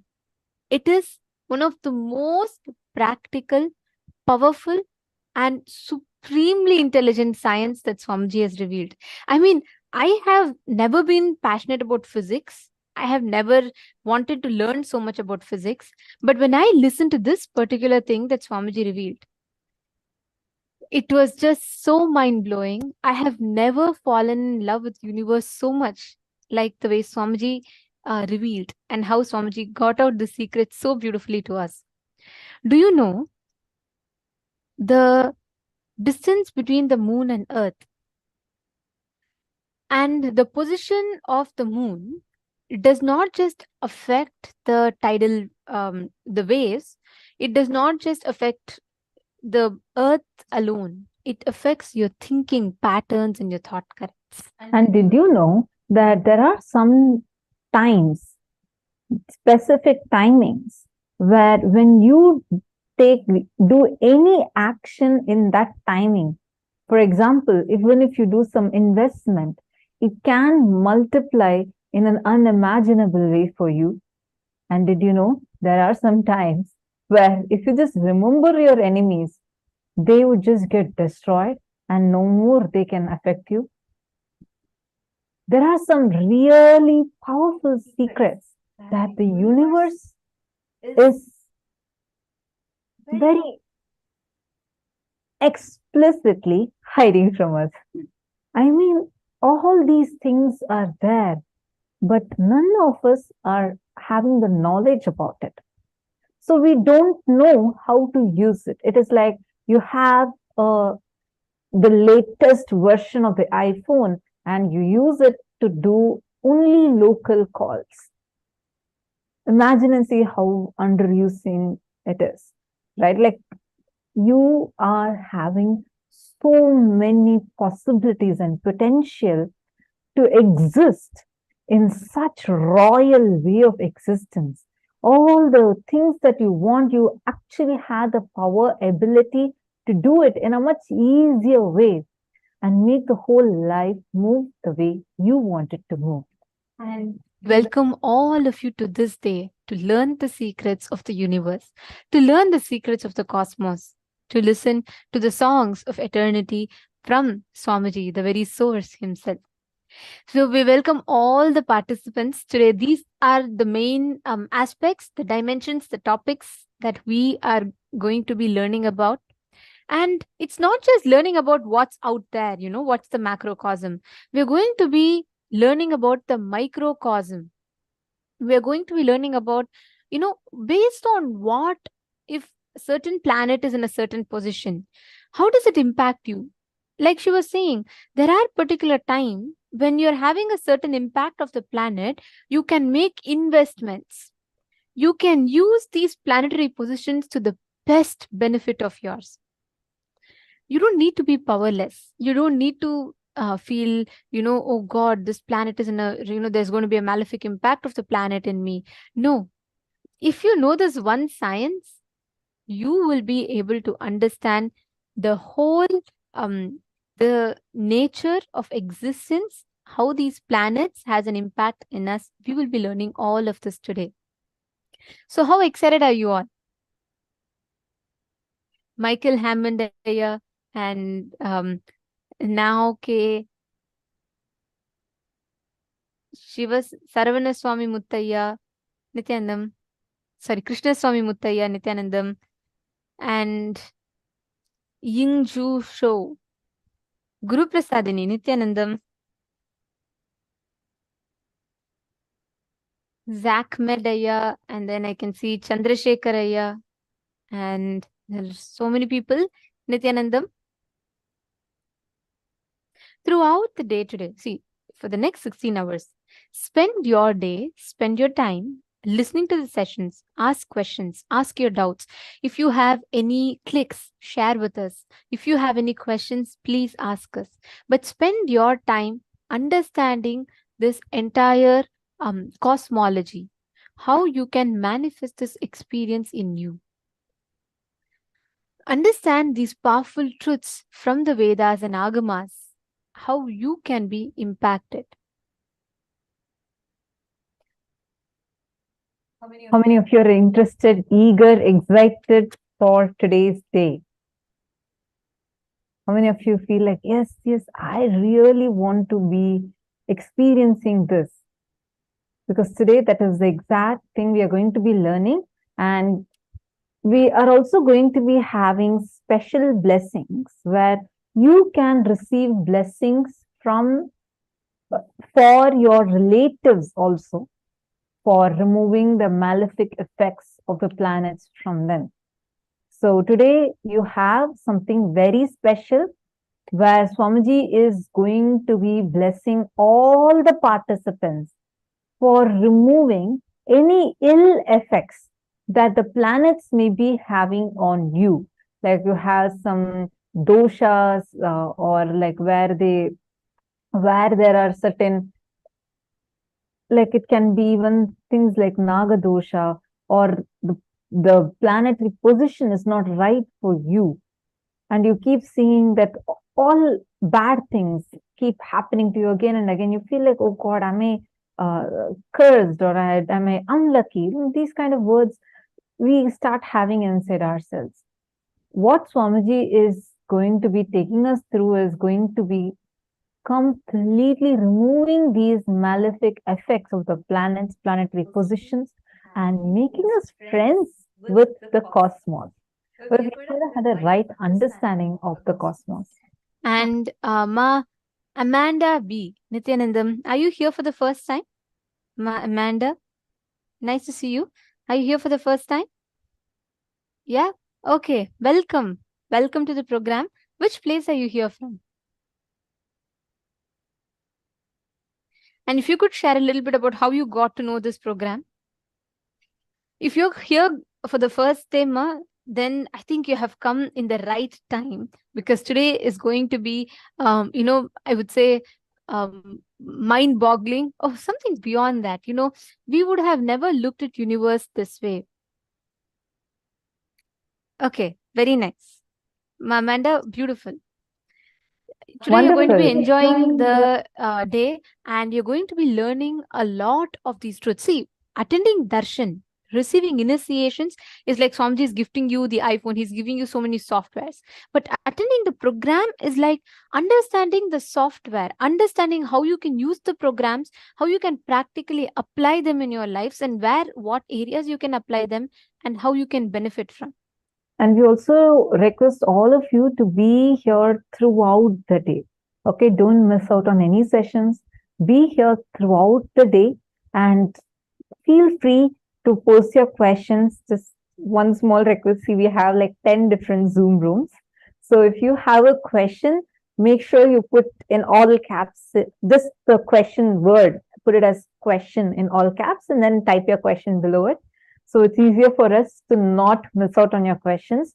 We want to make sure that we are attending to all of your questions. You can feel free to share your clicks and write down your understandings. We're going to be doing internalization exercise for every session. So you're going to learn the truths more deeper. Ma Parameshwari is asking how to know our malefic effect planets. See, there is, based on the time of your birth, right? It's like the moment you enter into the world, the planetary positions at that time, it's like photographed and imprinted on your consciousness. The exact planetary positions are literally photographed and imprinted on your consciousness. That's what we call as horoscope. And based on the movement of these planets, see, usually we don't understand what is the meaning of movement of these planets. We usually think, oh, it's like, every planet moves. So when the planet moves, my planet is also moving. Then they'll say that, okay, for you, the Guru is in 9th house. For your friend who's sitting right next to you, Guru is in the 7th house. How is it possible?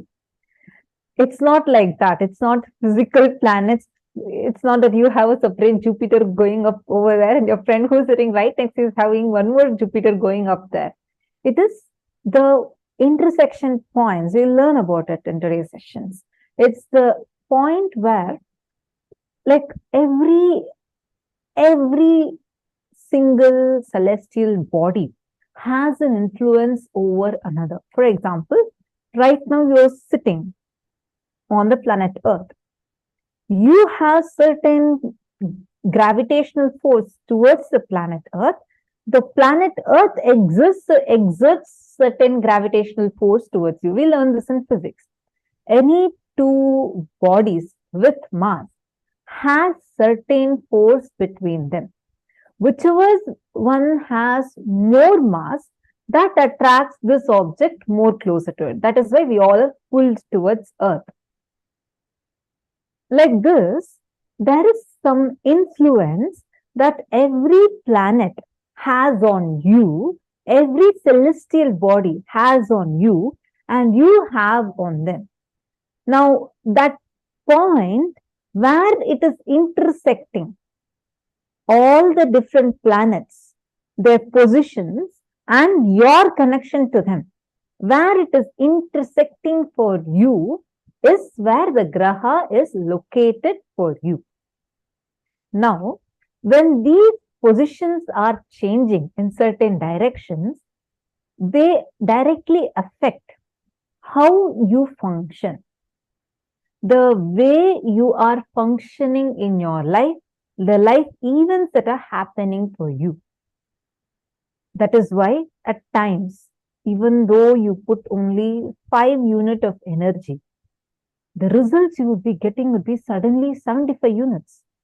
You would only put 5 units. You'd be like, what?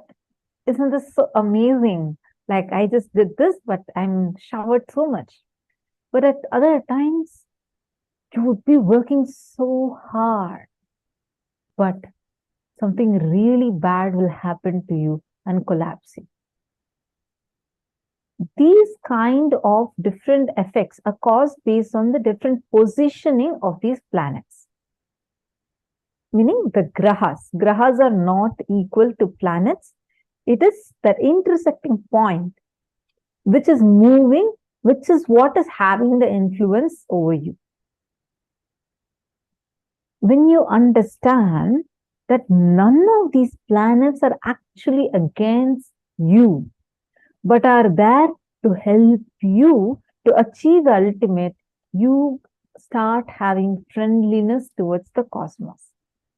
When you study the planetary positions, how these planets are there, what is the kind of, which graha, where is it moving, based on your horoscope, you will get to know. If there are so many websites and many places where you can know what bad effects the planets can do to you, etc. But today, we are going to learn how to harness the planetary positions. See, when you know sun rises in the east, if you want maximum sunlight in the morning, you will just place a window in the direction where the sun is rising. If you don't want, you will make sure the window is not placed that side, and you'll construct your home accordingly.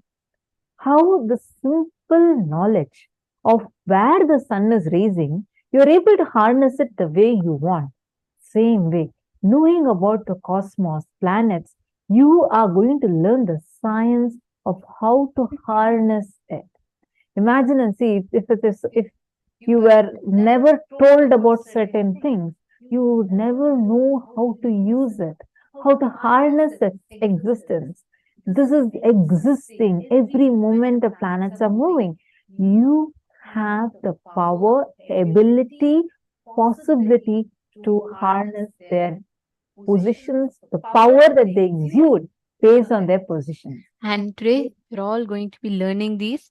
And for all the questions that you all have, stay tuned. We are going to be learning the answers step by step in each session. Okay, and Krishna Swami Ayya, the experience you shared is true. What you are having is what is seeing. Swamiji conducts a special process itself where you can travel to the parallel universes and you can see the different universes and galaxies are. So it is an experience only, and you will have it more in depth when you manifest the powers. All right. So now I think it's time. Let's all enter into the sessions. The first session of our day is going to be starting with learning about one of the powerful samadhis. Every day we learn about a particular loka or a particular samadhi.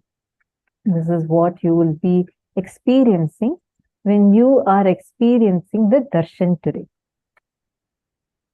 The samadhi we are going to learn about today is called as Asamprajnata Samādhi, which happens when you transcend from form to formlessness, because today's darshan is going to be Bhagavan Lingodbhava Murti, the very form of Paramashiva, who is formless in form.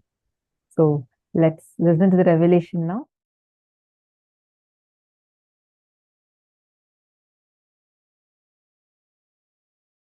How many times you get into the car and start the car and drive almost 1 hour, you reach from home to the home to the office. Only after reaching the office and you park the car, you will realize, oh God, office has come. Means that full 1 hour, you only had chronological time, not psychological time. You are caught in your patterns, you are grinding, you are chewing your pet. Your inner space had only chronological time. It did not have psychological time or conscious time. You were not consciously living, alive. Every time you are ferocious with yourself and break a pattern, you gain consciousness. You get more consciousness, more psychological time, more aware, more alive. And when you hit your inner space with powerful cognition, you just manifest powers. These are fundamental principles of existence and reality. These are fundamental principles of existence.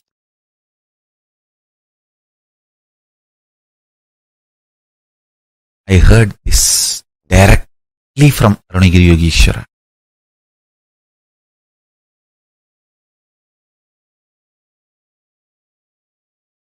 So listen to this great truth. Ontology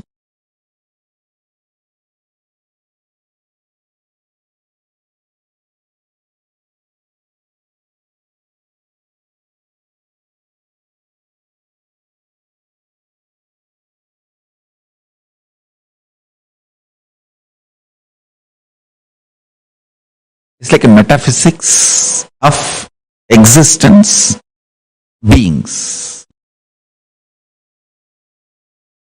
Eschatology is like the system of doctrines concerning last or final matters as death, judgment, the future state, etc.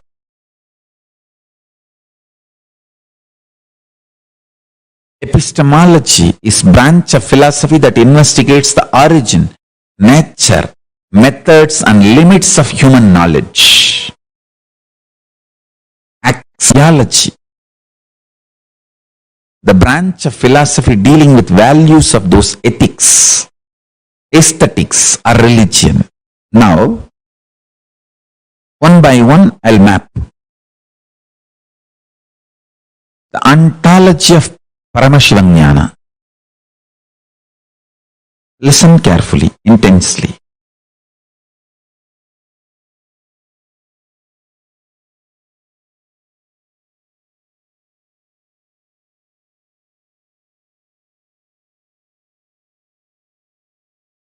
One revelation now I made.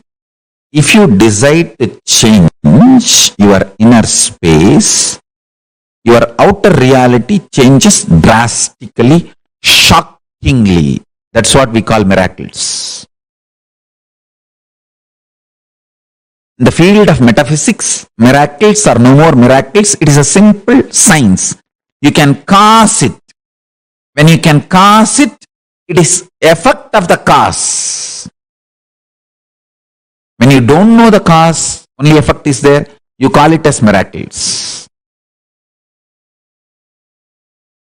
Or sometimes accidents.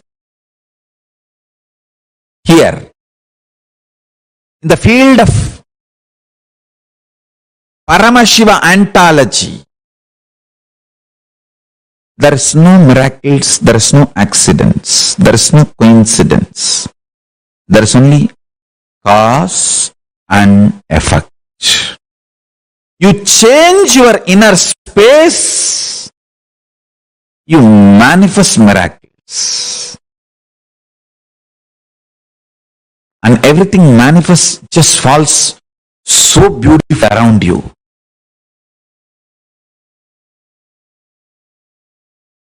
Everyone perceives your life as miracle.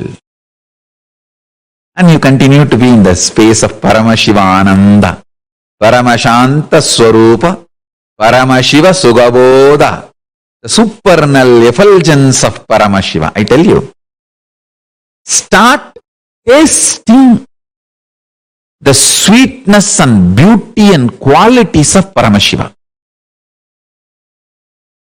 Anybody who gets the taste of qualities of Paramashiva is liberated.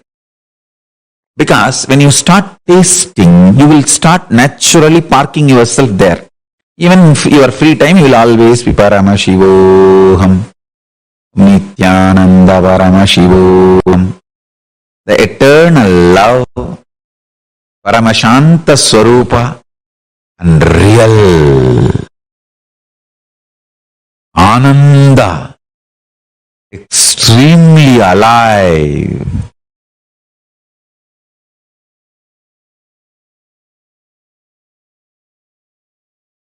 I tell you,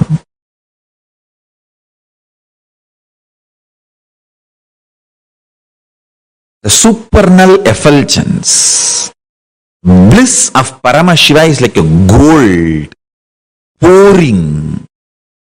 Take that gold and make your logic for yourself. Your logic means you always think, oh, if I do this, I get bad. If I do this, I get good. If I am like this, this thing happens. If I am having this mood, this is what will be today's result. If I am having this mood, this is what will be my life. That logic which goes on connecting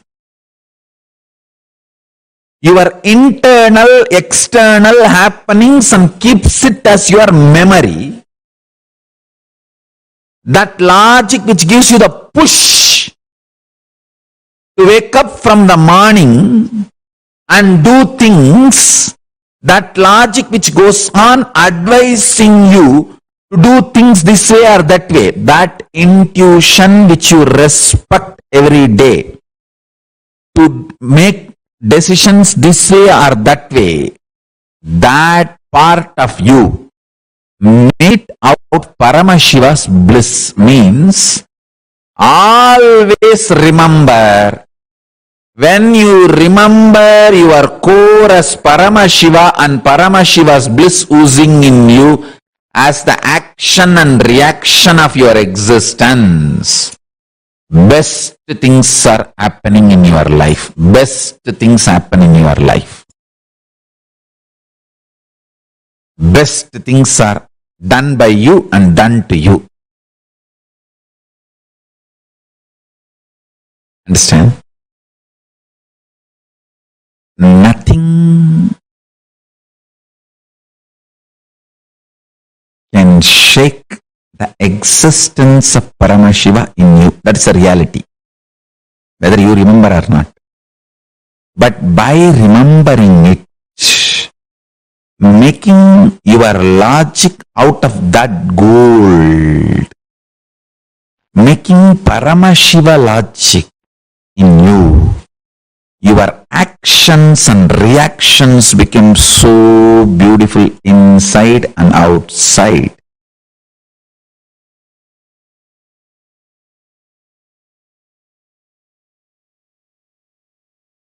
Listen. Whether the individual problems you are facing, your personal health related issues, or the whole world health related issues,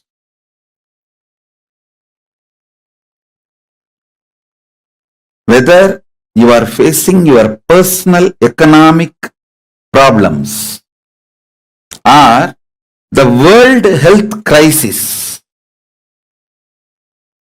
whether you are facing personal relationship issues or the relationship issues between the countries globally,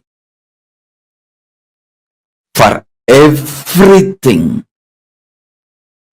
practicing samadhi is the most powerful solution.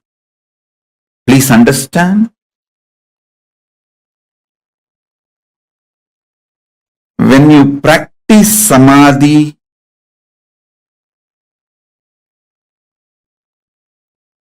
everything in your control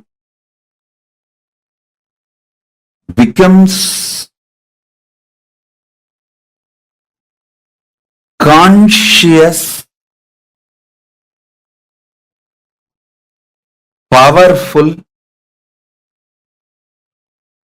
right and best for you and for the world.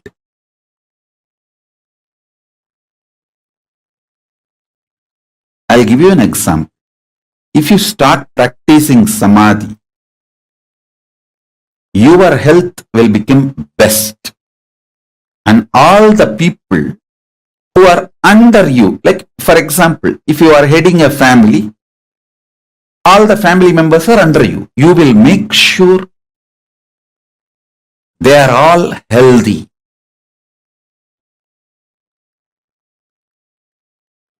If you practice samadhi, you will keep your relationship with you best, and everyone who is under you, around you, all their relationships best.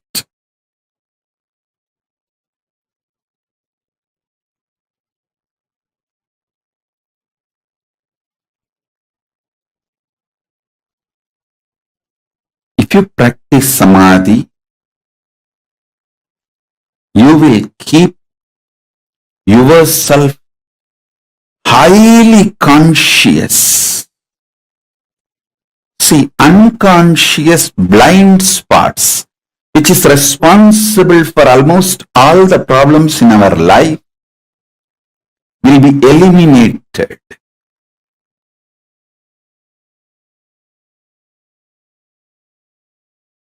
Understand?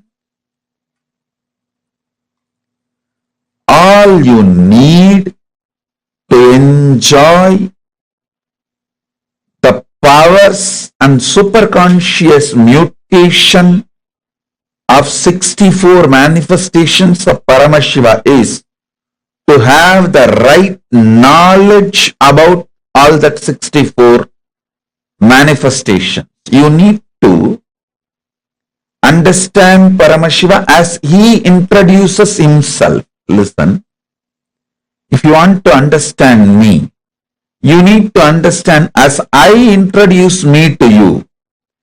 You can't understand me with your own independent investigation.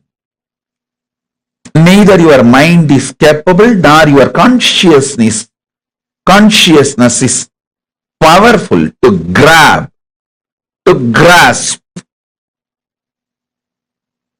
my existence as it is. You can only understand my existence as per my introduction.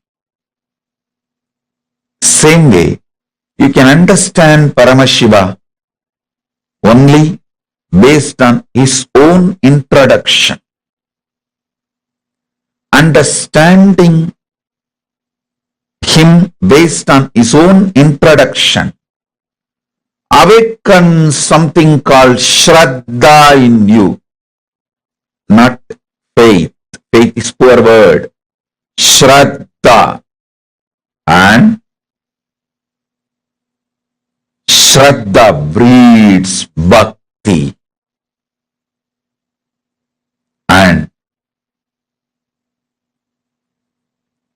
all the Ananta Kalyana Gunas, auspicious qualities of Paramashiva starts manifesting in you. Powers of Paramashiva starts manifesting in you.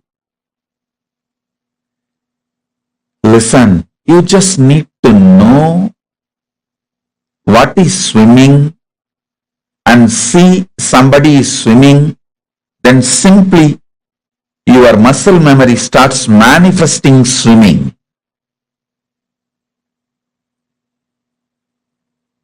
Same way, you just need to know about the superconscious mutations of Paramashiva and see someone manifesting it. Your muscle memory, bioenergy, all will just pick up. And simply you will enjoy superconscious mutation of Paramashiva.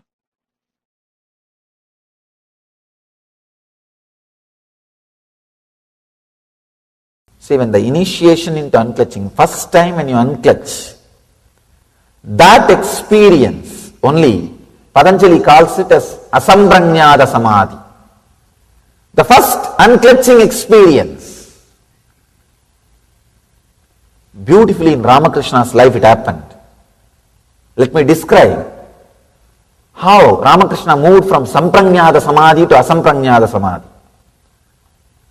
Ramakrishna had all kinds of experience with the Kali's Murti, with the deity of the Kali. And it was just, even when you read, I don't know how it would have been to see. It was a romance. It was a pure romance. He was living with the deity, with the Devi. Very powerful connection. He used to keep a small thread near her nose just to check whether she is really breathing. And he says she always used to breathe. And he always saw that thread waving. The thread will be moving with that air, with the prana, with that breathing. Not only this, so many things. Can give you one example of him putting the conch bangle. The bangle is made out of conch. If you are from Bengal, you can understand. They will make bangles out of conch. And the Devi is holding the left hand, the head, the severed head of the demon, without breaking the deity, without damaging the deity or the conch or the bangle. He put the bangle for the deity.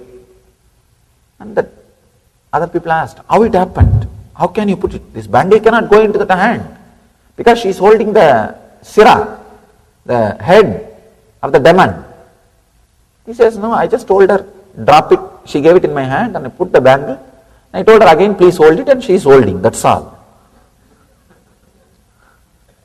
The power over the matter, the mind over the matter. The power of his mind over the matter. He was connected to Kali that deeply. He was living in Samprajnata Samādhi. He was constantly living in Samprajnata Samādhi.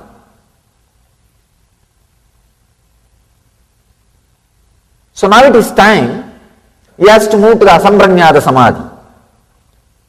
And one great monk, Totapuri, he came to the Kali temple.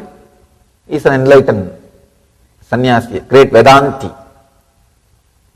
Naga means no clothes, no sleep. Their lifestyle will not be like a regular normal human beings. Naga Sampradaya sannyasi, very powerful lifestyle. He comes and initiates Ramakrishna. He says, now it is time for you to experience the next level of samadhi, beyond form. Come on, you need to have that unclutching, the cessation of the mind.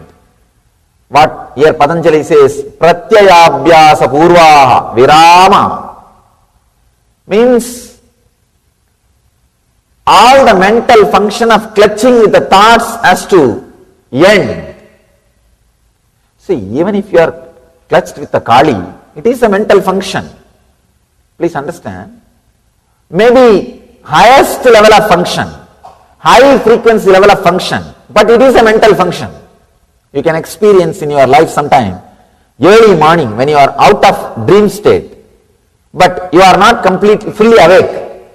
That those few seconds you can see, you want to possess your body, but you can't move your body. You are out of your dream state, but you are not completely awake. That state means in between. You can see those few moments only, suddenly you will try to move your body with force. You will try to jump out and fall out of the bed. Even though it is the high frequency, almost the actions ending, it is an action. There is a clutching with the Kali. So beautifully, Totaburi says, it is time you go beyond. You have to be initiated into Vedanta. You have to be initiated into next level Samadhi. This guy says, wait, I'll go and ask my mother's permission. I'll run. He ran. When Ramakrishna came back, he said, yes, my mother told me, I can go for this practice, you can teach me. Totaburi asked, you said you want to take permission from your mother, but you went inside the temple? Ramakrishna says, yes, that is what I meant. She is my mother. I am living with Kali. I asked her now. She said, please take it. Then Totaburi started laughing. Oh God. Totaburi could not understand. Ramakrishna is living with Kali. And he said, all right, I don't want to disturb his faith. It's okay. Let him experience the next level, Samadhi. Then he initiates. He says, now concentrate on the Ajna Chakra and unclutch completely from all your thoughts. Ramakrishna says, I am able to unclutch from all the thoughts, but I am not able to unclutch from Kali's form. I am not able to unclutch from Kali's form.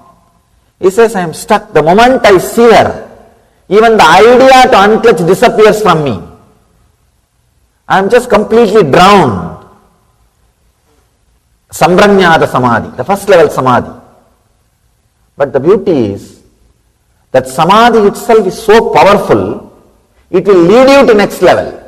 It has to lead you to next level. Totaburi says, no, you have to go beyond. Then Kali, she herself appears and says, my son, don't bother.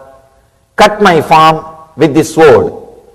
He says, she gives her own sword. She says, think this as a sword of knowledge and cut my form. You will go beyond my form.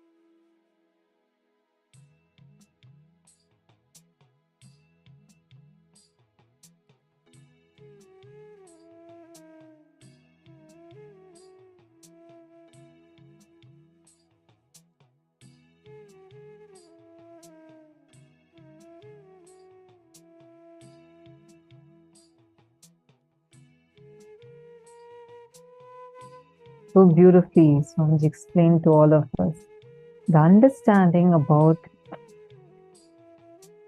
Asamprajnata Samādhi.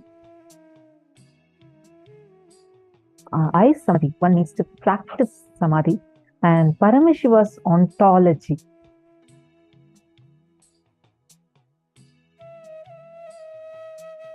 Very most practical way possible. Swamiji explained it to all of us. Paramashiva ontology is, there is only cause and effect. You change your inner space, you manifest miracles. You think of your life as a chain of beautiful incidents or as a chain of many sufferings. Your life is not a chain as you think. Every moment is individual, independent moment. Because usually we are so clutched. We think the whole thing as one shaft. You have a joy shaft, you have a pain shaft. Like you feel your life is in one same particular chain. Any moment you can just unclutch your inner space and liberate yourself. Any moment you can just unclutch and liberate yourself. When you practice Samadhi, everything in your control becomes conscious, powerful, right and best for you, right and best for the world. Unconscious blind spots, which is responsible for almost all the problems in our life, will just be eliminated. This Asamprajnata Samādhi, that not being caught in the form, is one of the ultimate experiences. When you lost all other attachments except the form, then you must just cut the form and go beyond the form. This is Asamprajnata Samādhi. Like just exactly cut the form inside of you and go beyond that. The beautiful explanation, revelation Swamiji gave with the story of how Bhagavan Ramakrishna Paramahamsa had experienced the Asamprajnata Samādhi.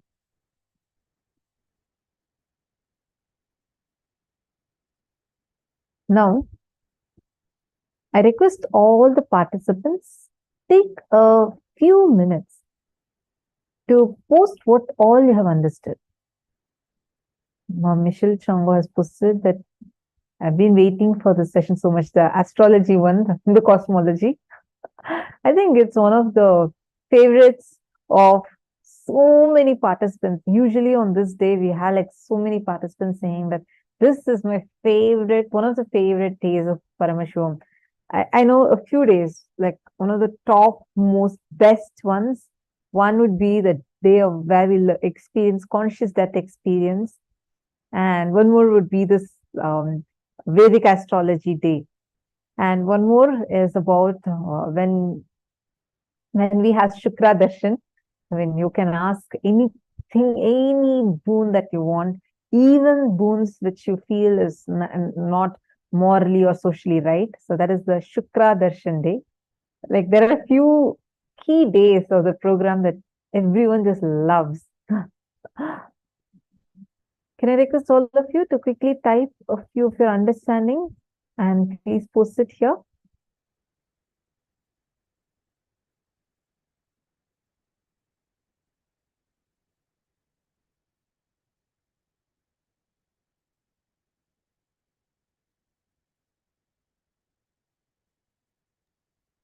Every one of you that are sitting here, see, when you understand this one truth that Swamiji revealed, the way you will experience in your inner space, the power you'll experience in your inner space, it will be completely different.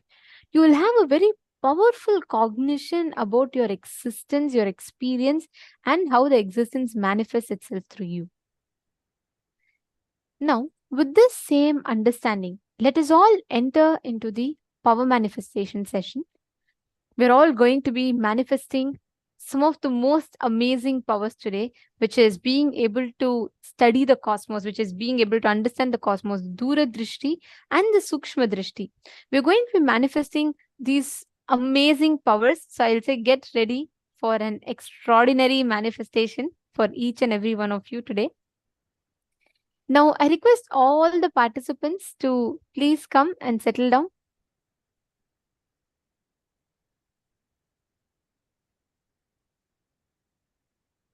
We're going to be understanding about, we're going to be learning about mind reading, clairvoyance, and we're going to be manifesting the powers of Dura Drishti and Sukshma Drishti.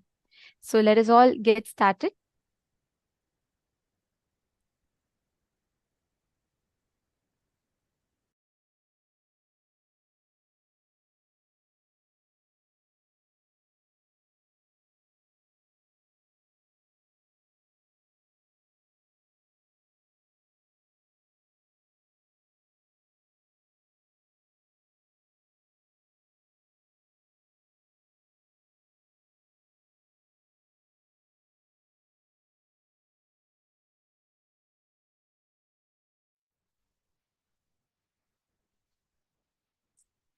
Yes, now we're going to be entering into the power manifestation, starting with this power of clairvoyance.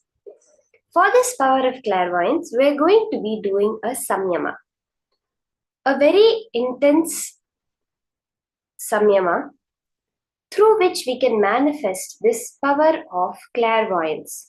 This is directly revealed by Swamiji, by on which we meditate, we recognize that pure light form, that Lingodbhava, within us itself. And from recognizing that, we manifest the power of clairvoyance.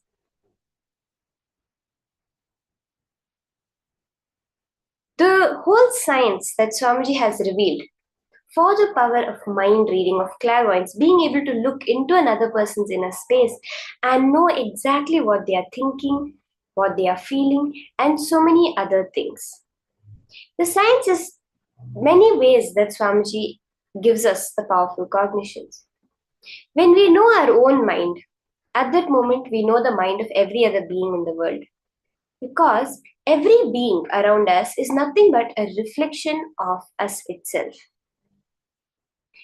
When you have a person in front of you, whatever actions, reactions you are seeing from them is actually just a projection of that from you itself. The person you're seeing in your reality is not actually there in your reality. It's due to the holographic nature of the universe, a copy of them is there in your reality. But the person you're actually experiencing is not how they originally are. To understand this little better, you can take the reference of a dream. Now, in your dream, let's say you've fallen asleep tonight. You dream of your mother who is in India, if your brother who is in Europe. All of you are together in your house in the US and talking, having a cup of tea, sharing a meal. How? Your brother is sleeping in Europe. Your mother is probably awake in the store in India. But all of them are in your house in your dream. It is you and you yourself are actually sleeping in your bed at that time. How this happens is very clearly when we are projecting a copy of them in our dream. But it's not that they are actually experiencing it, right? When it comes to a dream. But the thing is about this reality, due to the holographic nature of the reality, anything that you are experiencing automatically gets copied into their reality also. But them itself that you are experiencing is only your projection. However, they are acting towards you, behaving towards you, whatever you are seeing in them, the way you see them, the form of them, the thoughts of them, everything is your projection. That part of you, let's say you have someone in your life who is really annoying. They are constantly behind you for everything. They're annoying you a lot. They always ask you for everything. That is actually the part of you, let's say the part of your mind, which is annoying you. You have projected that on that person as annoying, because to another person, to let's say the other person's friend, they would be such a loving, caring, helpful person, but to you they seem annoying. That is because you have projected that annoying part of you on that person. This is what is the whole science of mind reading. When you realize that everything you can perceive about the person is just your projection, you automatically know everything that's there within them also. You just know what they are thinking, you know what they are remembering, because there's no separate past of theirs that's separate from yours. Are we all understanding this clearly? Exactly like your dream. It's like in your dream, that person is there only because you have put them there. In reality, they are doing something else. The same way right now, you are perceiving a person in a certain way because you have put them there. So now, through this power of clairvoyance mind reading, you'll be able to look into them and scan and describe exactly whatever is going on within their mind. Let us see the Shastra Pramana for this power of clairvoyance, where Paramashiva himself directly reveals how this power manifests. The Shastra Pramana for the power of clairvoyance or Dura Drishti is from the Shiva Samhita, chapter 5, verse 86. Jnananya cha pratimam tasya trikala vishayam bhavet dura shruti dura drishtihi svechaya khagatam vrajet.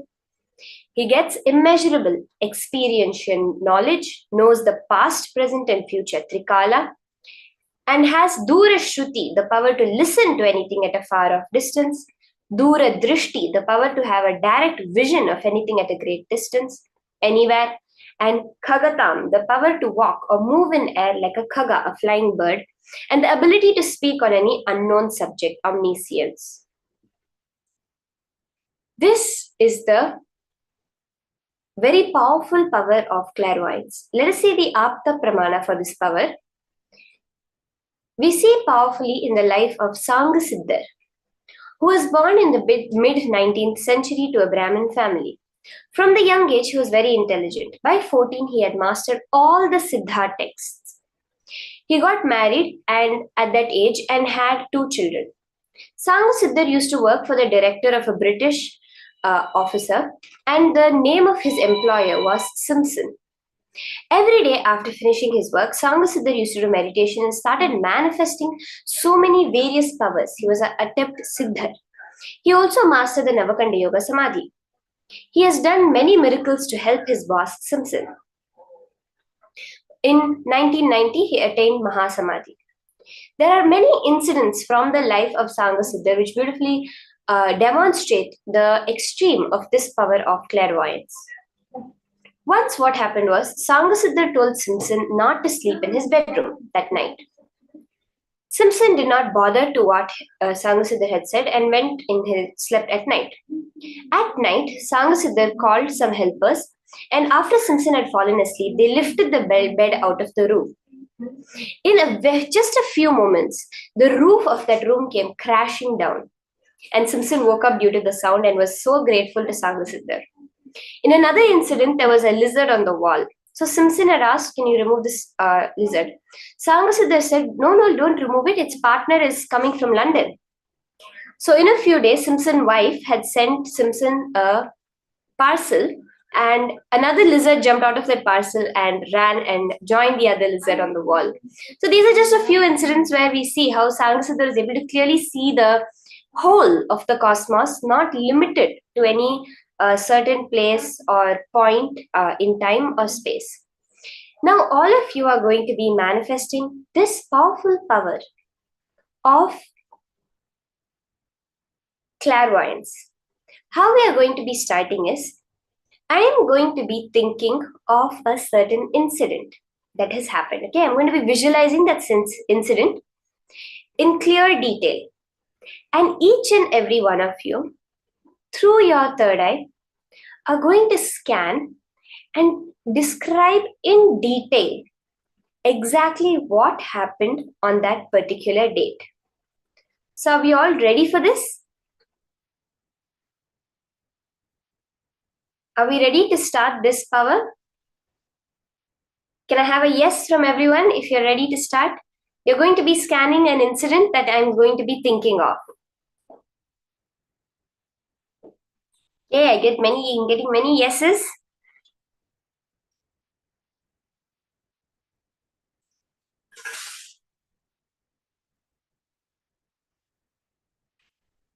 Yes. Okay, let's start now. So the date that you're going to be scanning is what happened on the 12th of December 2012. In my life, what happened on the date of 12th of December 2012? So 12, 12, 12.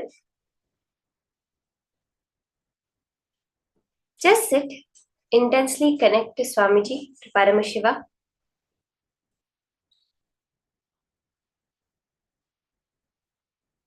Sit straight. Just go into that space of pure unclutching. Chant the Mahavakya intensely. Connect to Swamiji in the pure feeling connection and let Paramashiva reveal to you what happened on the date of 12, 12, 12 in my life.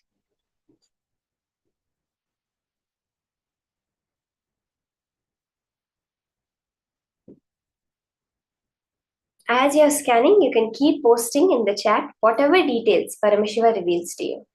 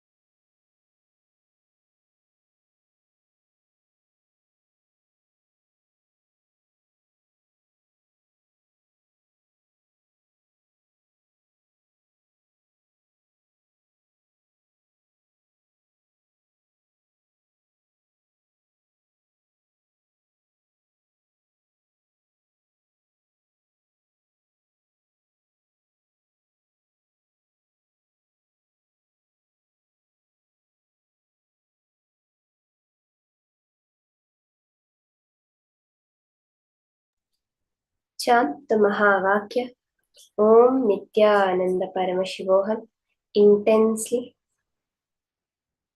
Just be in the pure space of oneness, of feeling connection with Swamiji. No other thoughts coming up. Whatever comes up, unclutch from it. Just replace it all with the Mahavakya.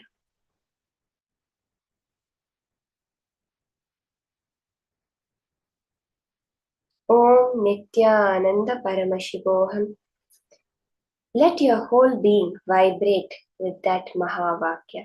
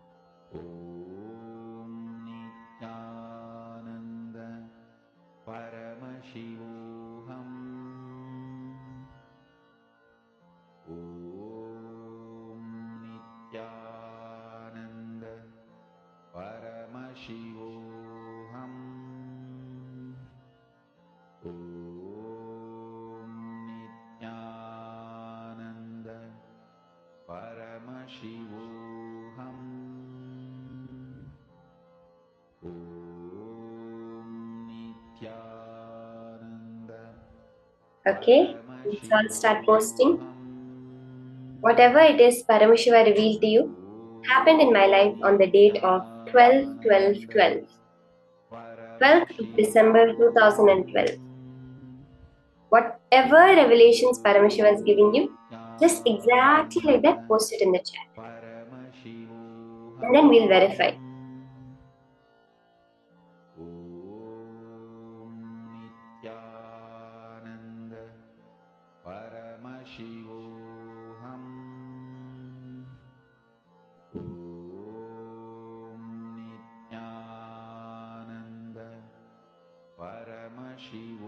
Yeah, I see Madonna has answered.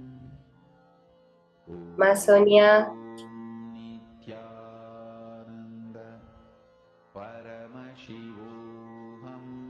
Okay, Ma Yulini. Let's connect intensely to Paramashiva and post. Just unclutch from whatever thoughts are coming up, whatever the mind is telling you.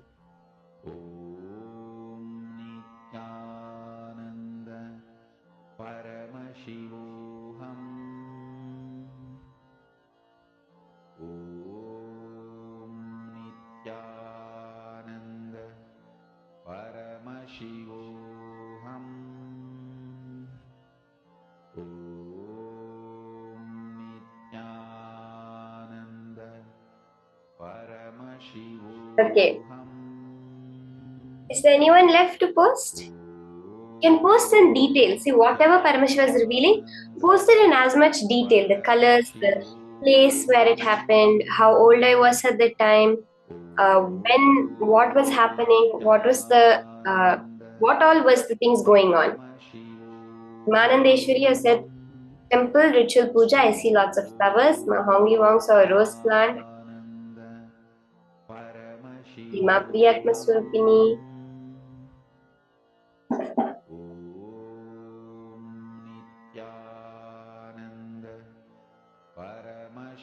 Okay, so I'll tell you what was the actual incident that had happened. On the day of 12th December 2012, I was in the cruise inner awakening with Swamiji.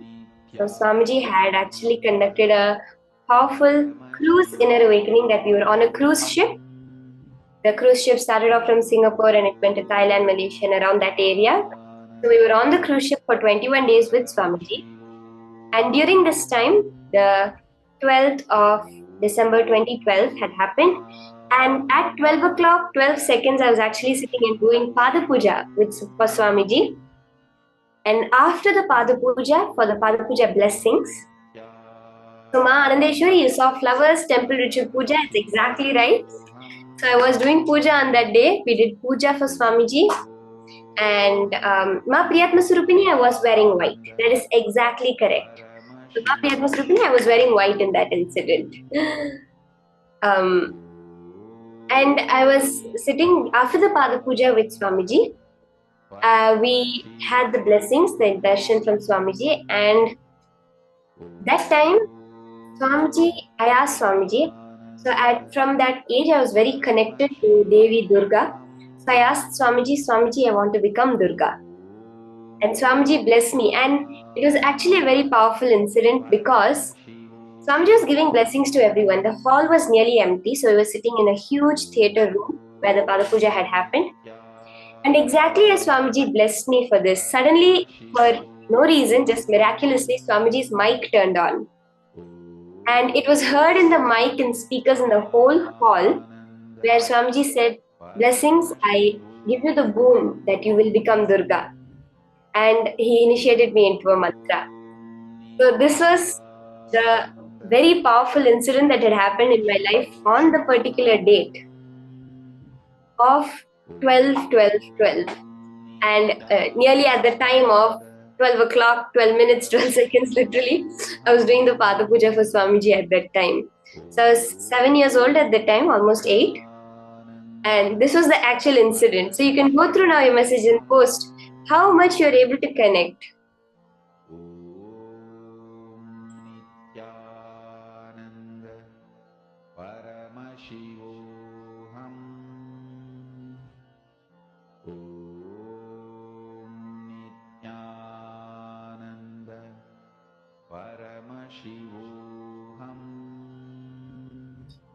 So this was actually the powerful incident. So many people caught it. I really have to say the puja, the Mahapriya was looking. Literally, you found the exact color of the dress that I was wearing. And many people can. So we are going to be doing another round, okay, of the power of clairvoyance, where I'll give you another date, and all of you are going to be scanning me and telling what happened in my life on that date. Nithyananda Paramashivoham. Om Nithyananda Paramashivoham. Om Nithyananda. So we'll be moving on to another round of manifestation. Again and again, connecting back to the powerful cognition that Swamiji has given, which is whatever is going on in your inner space is just a reflection. See, anything outside is only a reflection of what is inside. Swamiji says, when you realize this and you experience Advaita, that is what reality is. So the more and more we are connecting, looking within. So when you do the power manifestation, sit without any movement, completely in that unclutched space. So whatever is happening within also is not affecting you in any way. Paramashivoham. Om Nithyananda Paramashivoham. Om Nithyananda Paramashivoham. Om Nithyananda Paramashivoham. Om Nithyananda Paramashivoham. Om Nithyananda. So let's now have the next question. What happened on the 10th of February 2017? Okay? Let's all start scanning. What happened on the 10th of February 2017? Nithyananda Paramashivoham. Om Nithyananda Paramashivoham. Om Nithyananda Paramashivoham. Om Nithyananda Paramashivoham.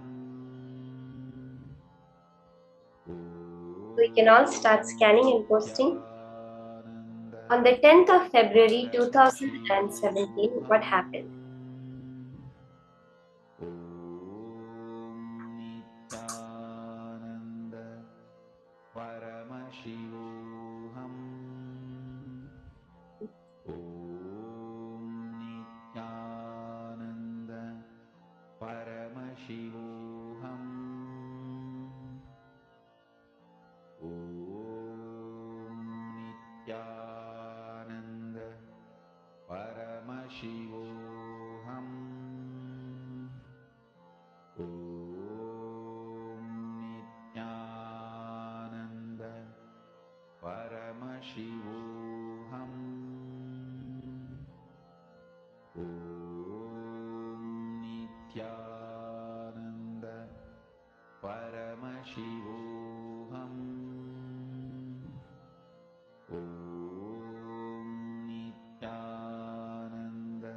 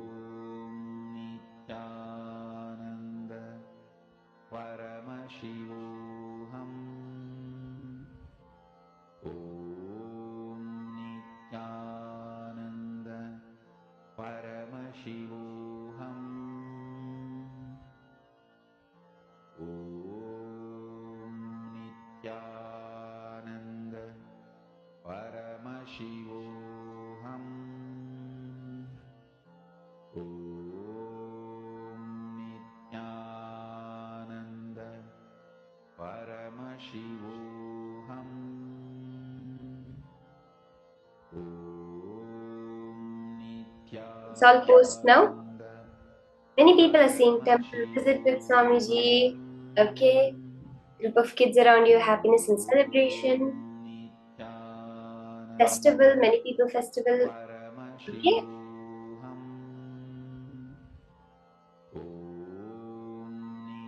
White color skirt. Street. Something like a celebration. Okay. So I'll tell you what was happening on that date of 10th February 2017. So that was the date of the Thaipusam festival. There's a festival in the Hindu tradition called Thaipusam, which is celebrated for Muruga. And during this festival, this is what had happened on Feb 10, 2017. I was actually there in Malaysia, where the festival is a very big thing with 4 other balasans, actually many other balasans. We were there and we were doing the power demonstrations and we were in the festival in the temple. There was so many people. Yes, so all of you that saw a lot of people, that is exactly right. We had so many people over there. Literally, the people were never ending.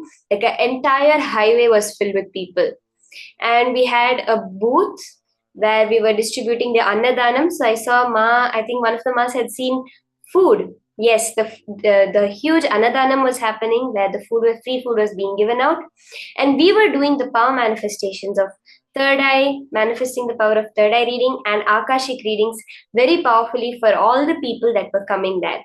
So this is the incident that had happened on the date of 10th February 2017. Many people in the temple.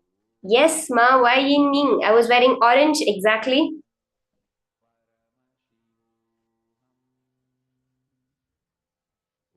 So powerfully, so many people have scanned and said what exactly had happened on my life in the particular dates.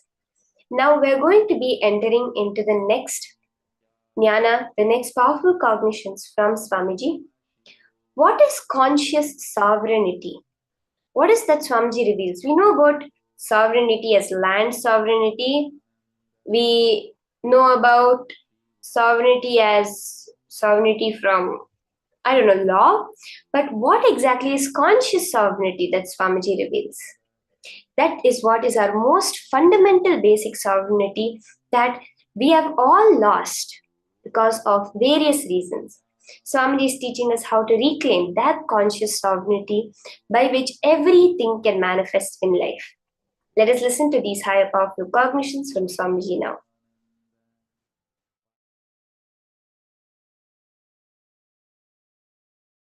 Super conscious sovereignty. Listen. Super conscious sovereignty is the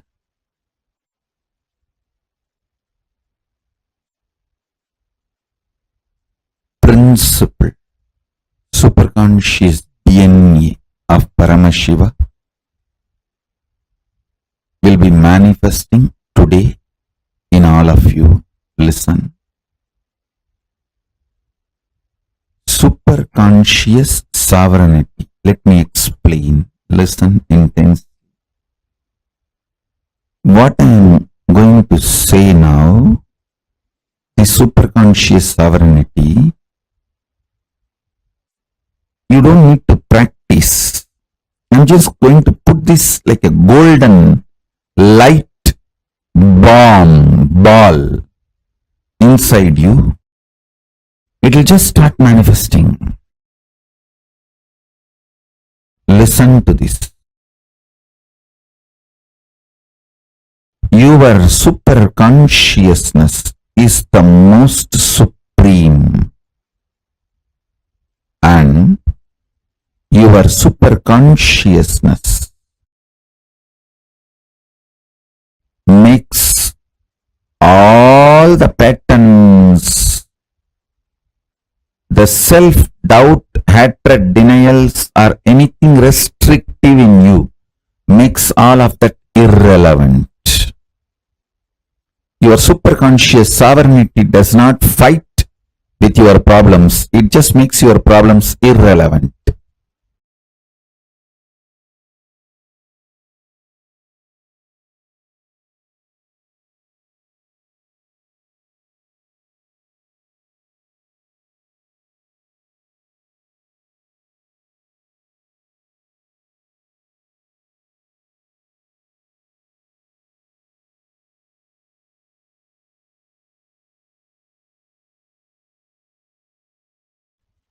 Declare your superconscious supremacy over everything. Not just what you think as problem, even what you think as your plus points, your strengths. Declare your superconscious supremacy.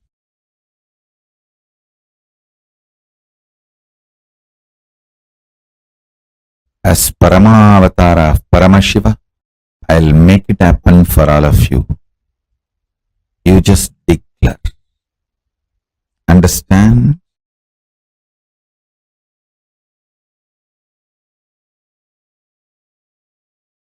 When you are declaring, because I am asking you to declare, you are just doing Paramashiva's will. You will simply manifest it.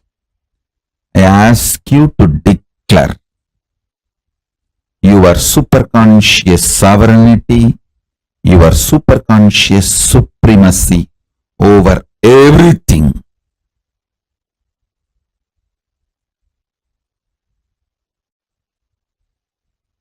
You will see your problems and solutions all become irrelevant.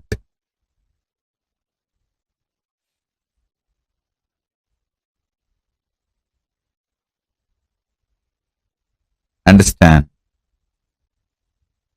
Tons of things which you did not even know, but sitting inside you like a parasite will just leave you. They will all be just burnt.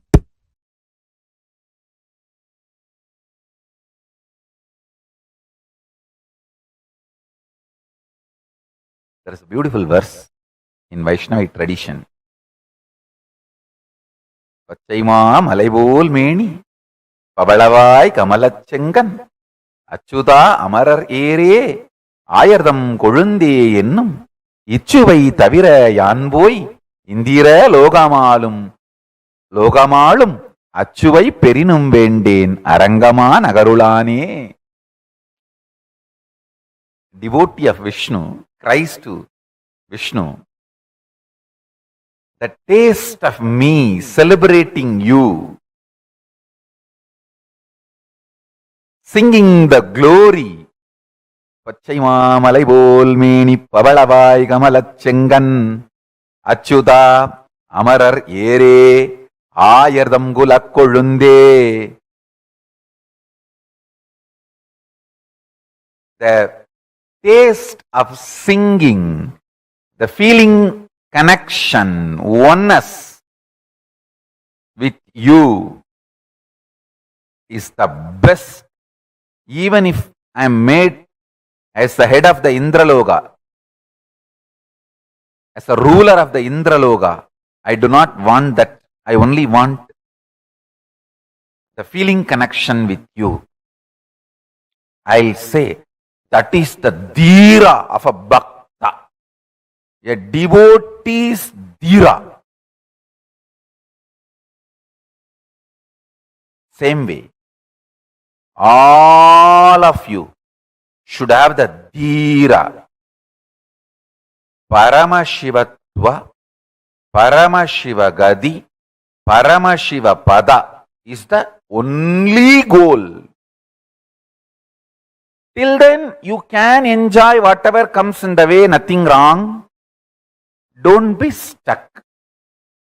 You can sit in the couch, but don't put seat belt. You can enjoy, but don't get stuck. I have a beautiful Shastra Pramana to share with you all from Srimad Bhagavatam, 3rd Skanda, 6th Adhyaya, 45th Sloka. Tatapare cha atma samadhi yoga balena jitva prakritim palishtam tvameva dhiraha purusham visanti. The dhiras, by their sheer power of samadhi, always being in oneness with their true self, the pure consciousness, conquer the powerful prakriti, the whole manifest world, and also their own antakarana, the inner space, which are influenced by the three gunas, sattva, rajas, tamas, and ultimately indeed enter into you, O Lord. That's a beautiful sloka about the dhira, the qualities of dhira.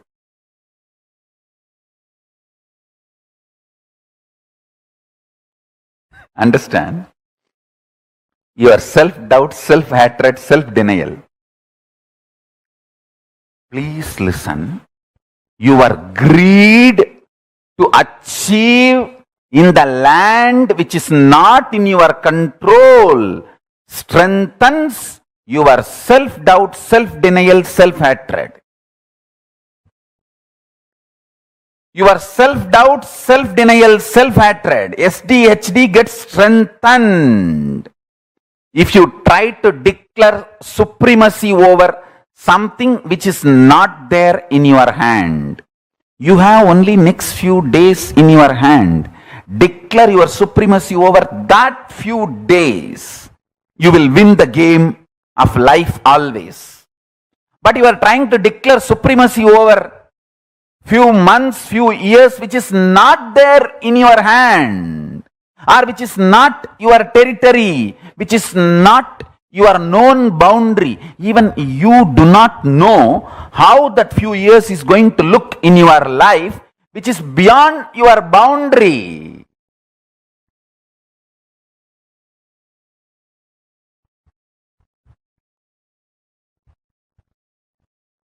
Declare supremacy only over your territory, known territory. Whenever you try to declare supremacy over your unknown territory,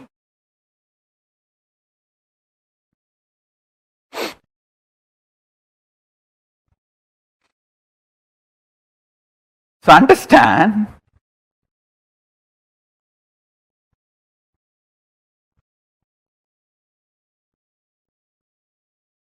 declare supremacy over the time space available to you.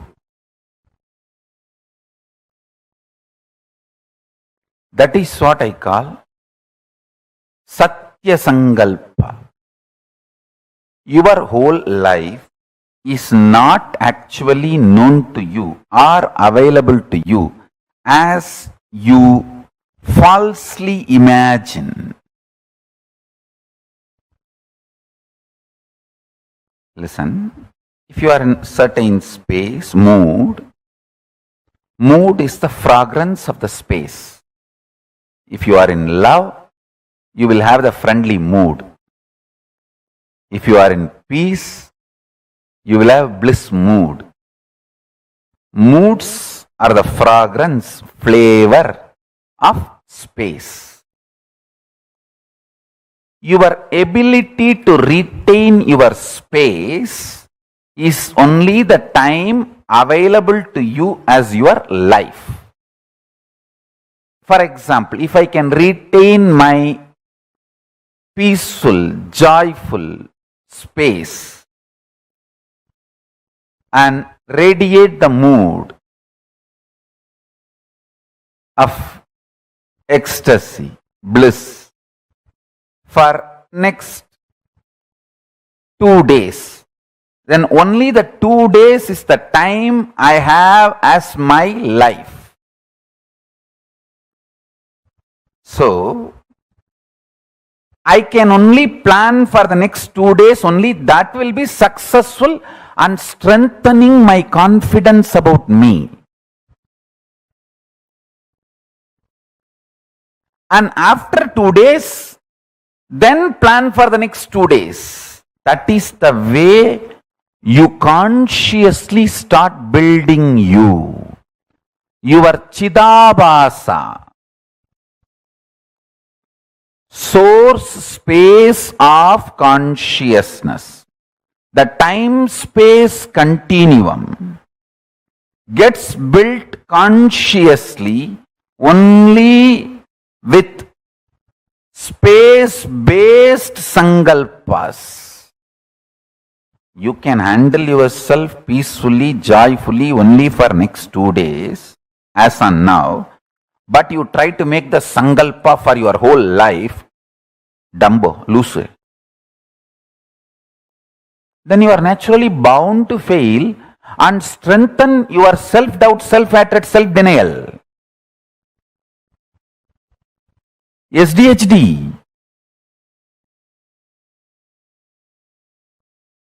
So make sankalpa only.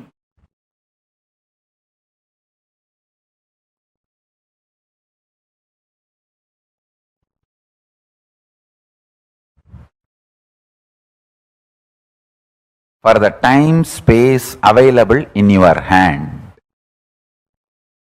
in your life. That is first. Listen, this is first. Second,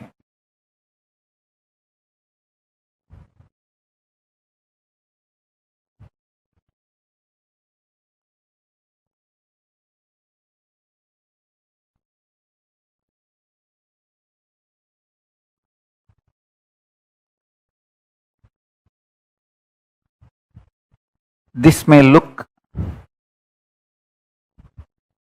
too simple, but when you start practicing, you will understand how powerfully this technique works for you to be stable. Understand?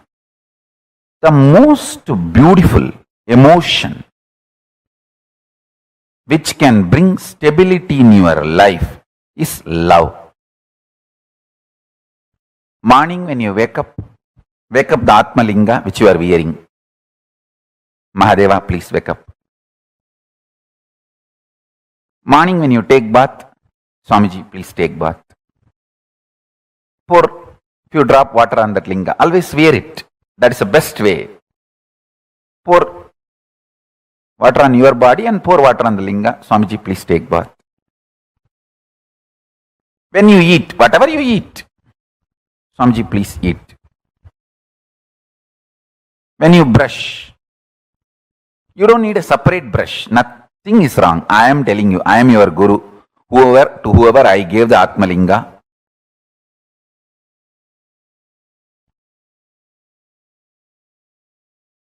maybe you don't need to put the same brush on the Atmalinga, but take little Hariteki powder and put it on. Swamiji, please brush the teeth. Mahadeva, please brush the teeth.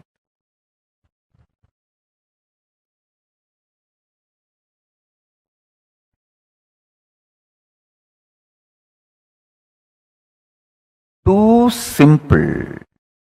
And when you are falling asleep, tell him, Mahadeva, please sleep.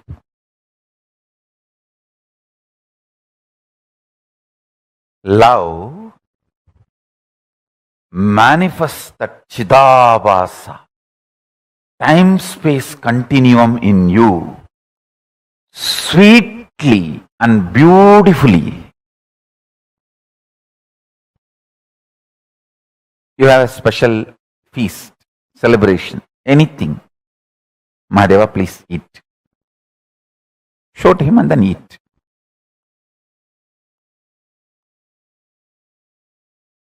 Start this. It is too simple. Time-space continuum.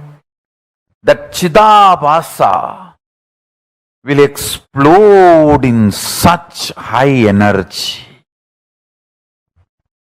When you spray perfume for you, just put little on him. Mahadeva, very good perfume. I got it yesterday. Lipstick, just put little, nothing wrong. Whatever I am enjoying, I have to give. This is what my gurus taught me. And I have enough Shastra Pramanas to prove what I am saying is right. Whatever you enjoy, offer it to him and enjoy. If you are lying on your couch, tell him, Mahadeva, just lie down.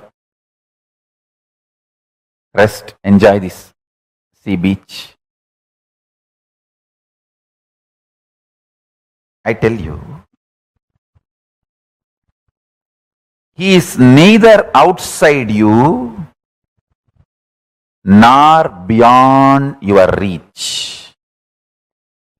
He is the source of you.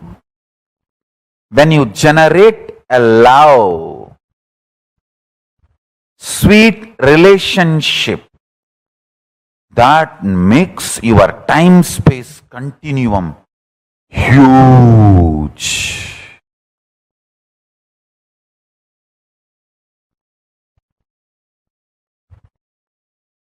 Huge.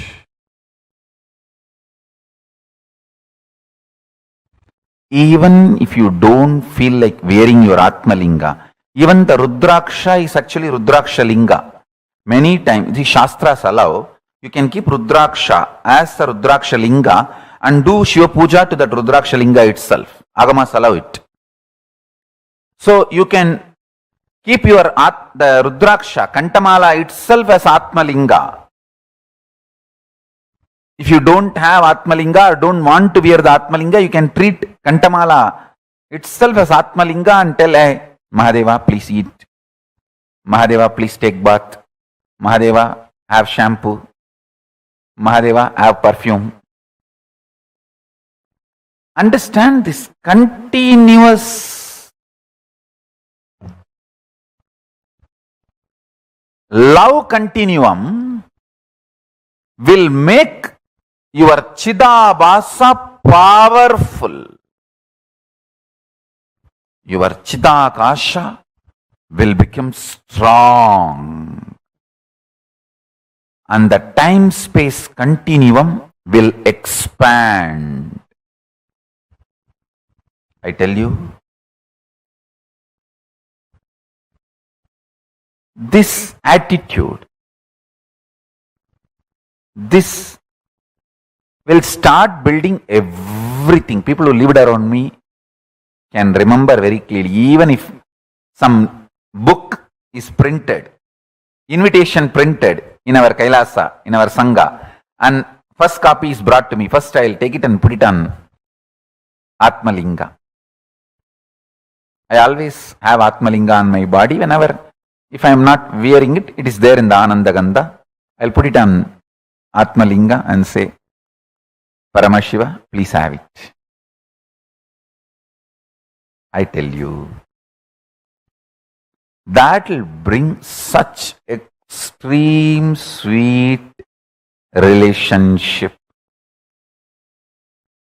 And you just see, even if you start understanding, He is watching over, He is continuously seeing you, that is enough to make you fall in love and explode in love. I have seen people, the moment they know I am seeing them, They just go crazy with love.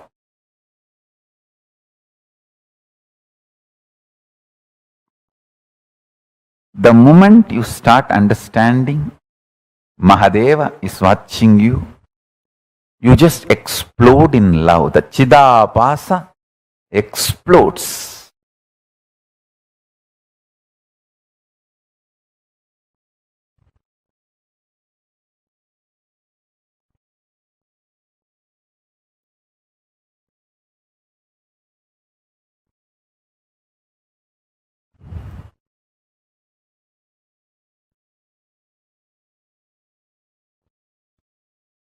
Vyutpatti of the word Chidabhasa means the explanation of the word Chidabhasa, Chita Abhasaha Pradivimbaha, reflection, and the source of Chit, consciousness. Buddhavatma Pradivimbe Jivaha Jive. The source and reflection of consciousness, Chit, in the Buddhi, in your being, self. Buddhi vritti chidabhasau idi vedanta karika. This word chidabhasa is used in Vedanta Karika as buddhi vritti chidabhasau.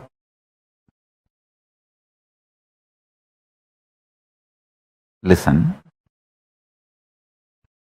The source where the being of Chit and doing of consciousness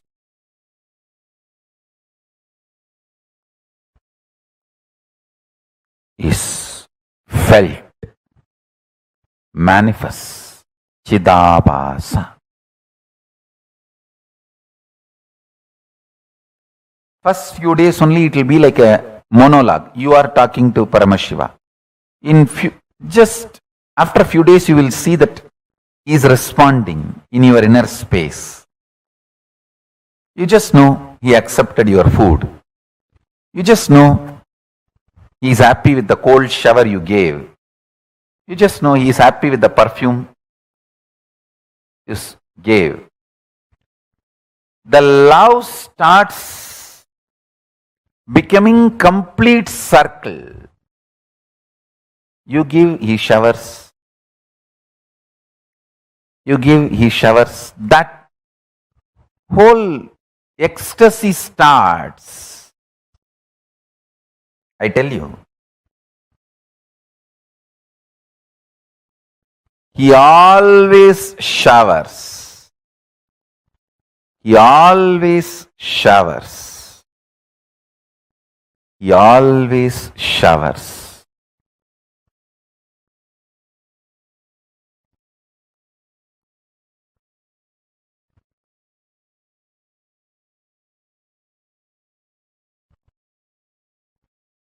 He only makes sure you don't start using Mahadeva's love as your crutch. You should not use his love as crutch, your crutches. You should not become handicapped because he showers on you. That's the only thing he makes sure. Because he wants to make you fly through his love. He doesn't want you to become sick and start using him as your crutches. No.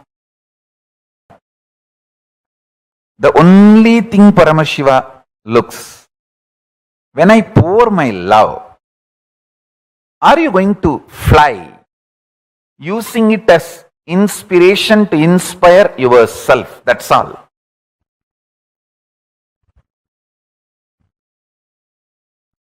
That's the only thing.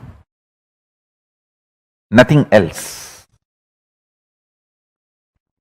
Uttared atmanatmanam atmanam avasadayet. See, ability to inspire yourself without the external inspiration means You found the source of your love inside, internally. Chidabhasa of you has opened up. The Chidabhasa in you is Paramashiva.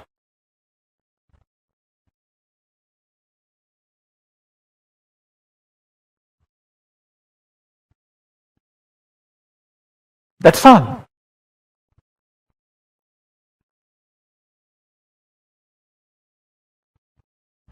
Listen to this few understandings.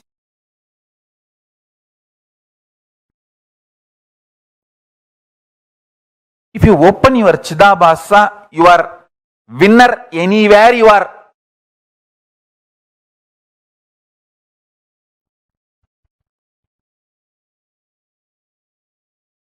See, how much time and energy you spend grooming a puppy, pet. Even 1% of the time and energy if you spend grooming your own personal Paramashiva, your Chidabhasa will open up. Your pet opens the love dimension of you.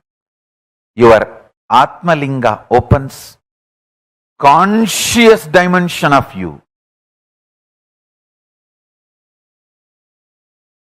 And I tell you,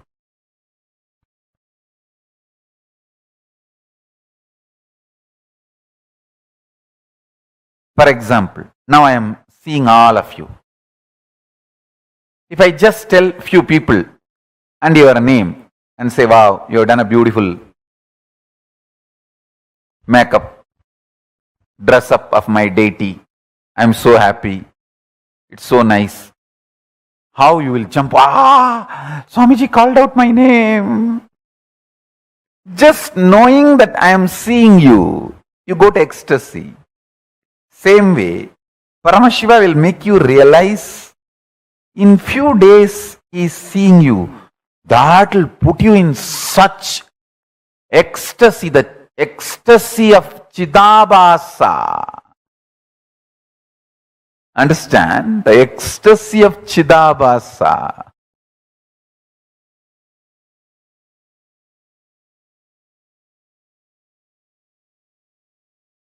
Listen, when Chidabhasa ecstasy starts, more time, more space is under your sovereignty. You can declare supremacy. You can be the leader and manifest what you want.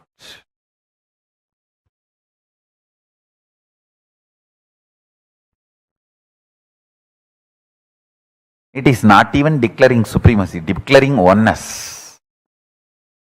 In this ordinary world only, this supremacy, all these things. In the supreme world, it is oneness. There is no separate supremacy.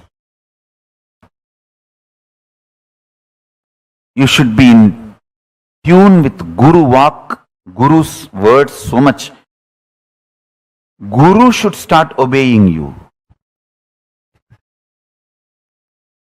That is the absolute fulfillment of the relationship.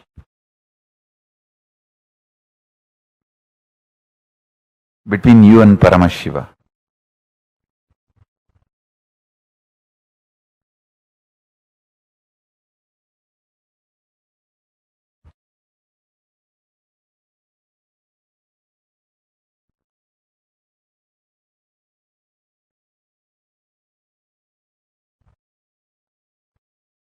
My Guru's statement,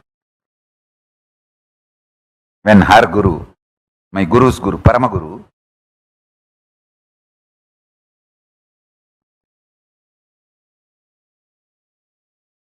put the Batmasana 3 days after death, or so-called clinically dead. That time my Guru made the statement, வாழும்பொழுது அவர் சொன்னது எல்லாத்தையும் நான் செஞ்சிருக்கேன்பா, அதனால தான் செத்த பிறகும் நான் சொன்னது அவர் செய்யறாருப்பா. What a Guru disciple relationship.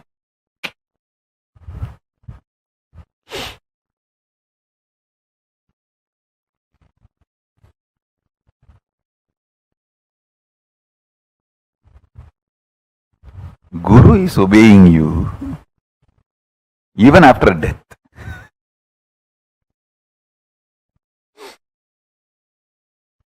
Whole day, as many times as possible, whether you eat, sleep, take bath, spray perfume, just do it for your Atmalinga also. Through Atmalinga to Mahadeva, to your Guru or Paramashiva. In Hindu tradition, literally we treat Guru and God as one and the same.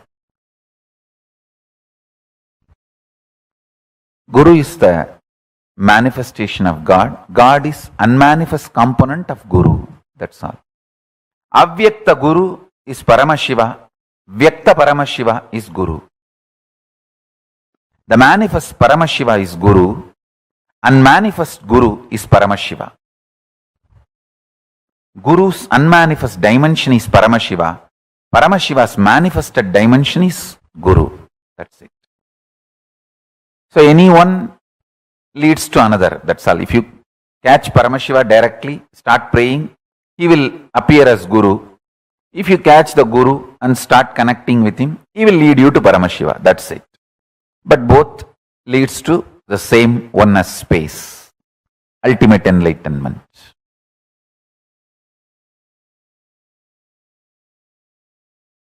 Ishwaratva. Three things I want to tell you. You guys have done the best thing for sitting for this initiation. Whatever reason you chose this initiation, you have done the best thing. It may be lottery, Sukra's grace, luck, whatever you call it. Anything you have given up to sit for this initiation is worthy. Listen to that first. Any fellow who has missed this initiation has missed and missed in a big way. How can I digest this vast expansion? So many were messaging, Swamiji, for many years, the things I was complicating and struggling, you were 10 minutes initiation. That's it. The problem is not there. Where are we heading? With so much expansion, listen. First, drop getting terrorized by becoming large. When I am infusing superconscious DNA of Paramashiva in you, so much expansion, you get terrorized. You get, oh God, it is too much. So you pick up one small thing which did not manifest. Like your diabetes, sugar did not come down. You pick up that and go on harping on that to make you feel, oh, expansion is not too much. It's all under control. You are still a human. Listen to every word. First, how many of you feel too much expansion is happening? It's really making you feel overwhelmed. Raise your hand. These people feeling overwhelmed with too much of expansion, too much of manifestation, overwhelmed. Raise your hand. And to stop feeling overwhelmed, again to feel restricted, small human being, you start picking up some small things which is not yet manifested and continuously put yourself down. How many of you are playing this game? Putting yourself down. No. I'm okay. Things are under my control. I'm still human. Let me not expand too much. Let me not lose my territory too much. Let me not lose my identity too much.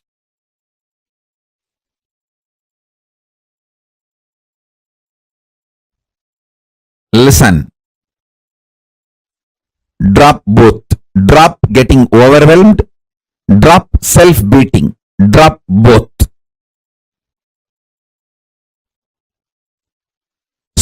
as Ishvara now. I am not asking you to visualize. I am asking you, see it very clearly. What you want is happening as your future. Your fear of what you want happening will be blown away. You all may think, oh, no. I'm only greedy about what I want should happen. No. You are afraid what all you want may happen.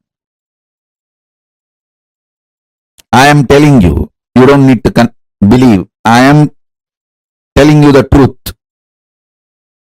I am not interested in listening to your argument. I am giving the judgment because I know you more than you know you. I am telling the truth directly. You are really afraid of all you want happening as your future. That's the truth. You feel, oh God, if everything happens, whatever I want, what will happen? Life, oh. Your comfortable, sillified zone will be blown away, which is one part of your identity. You are afraid of losing it.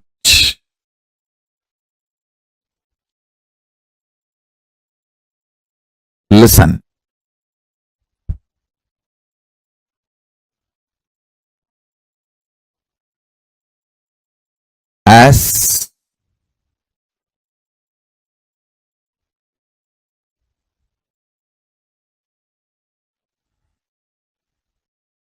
As a living manifestation, Paramavatara of Paramashiva, I initiate all of you into the superconscious mutation process of Ishvaratva. The superconscious DNA of Ishvaratva is now infused in all of you. Sit and receive it. Let it manifest. Then I'll guide you into the mutation process more. Oh, listen. I'm repeating again. I'm adding the Ishvaratva, superconscious DNA of Paramashiva. Ishvaratva means all powerful and manifesting whatever you want. The all powerful is Ishvaratva.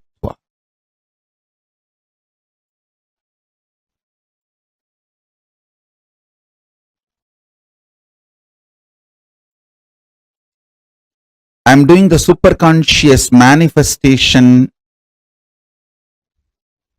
process, superconscious mutation process by putting the Ishvaratva DNA of Paramashiva in you. Pen down all fears of expansion you have and break it. Pen down anything you want as a future and declare it is happening, it is manifesting. Drop the fear to manifest the future. Drop the fear to visualize your future manifesting as you want. Listen carefully. Continue to do this process. When you feel like falling asleep, just fall asleep.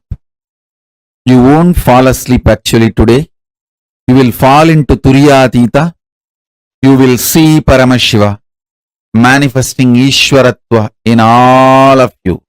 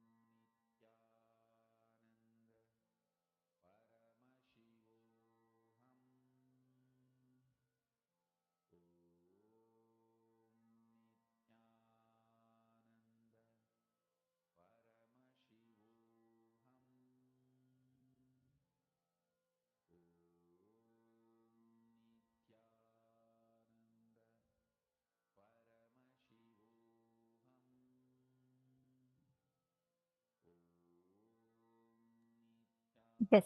So, can I request all the participants to post what each of you understood as conscious supremacy? The conscious sovereignty that each of us have. And this is one of the most powerful, and I would say one of the most beautiful aspects that Swamiji is speaking about. See, most of the times, the way we understand, right? There is something that is very powerful in us. We all believe, right? There's something that's more powerful in us. But what is it that you define is the most powerful part of you inside you? For most of us, we all empower our fears, our phobias, our patterns as the most powerful part of us. We give the sovereignty to our patterns. Your patterns decides whether you can have your breakfast, lunch, and dinner. Your hunger pattern drives you to have your food. Your fear pattern drives you to not lose your money. Your greed pattern drives you to hoard the money. Your insecurity pattern drives you to, run a relationship.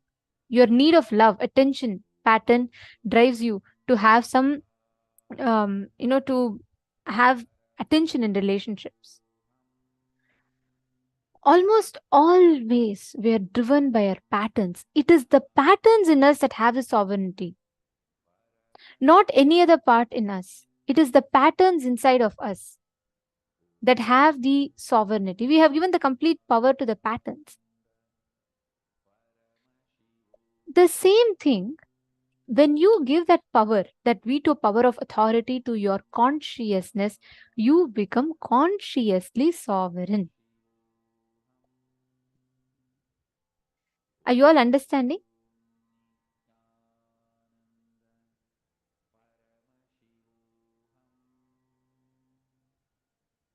Can I request each of you to post your understanding of conscious sovereignty? What, according to you, is conscious sovereignty? How do you understand that?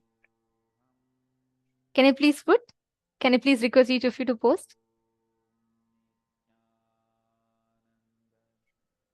Come on. Can I request each one to post? What is conscious sovereignty? What do you understand as conscious sovereignty? How do you see it when Swamiji tells, right? Like giving the complete power and authority to your consciousness, that consciousness taking the sovereignty in you. Can I request each of you to please post what that is?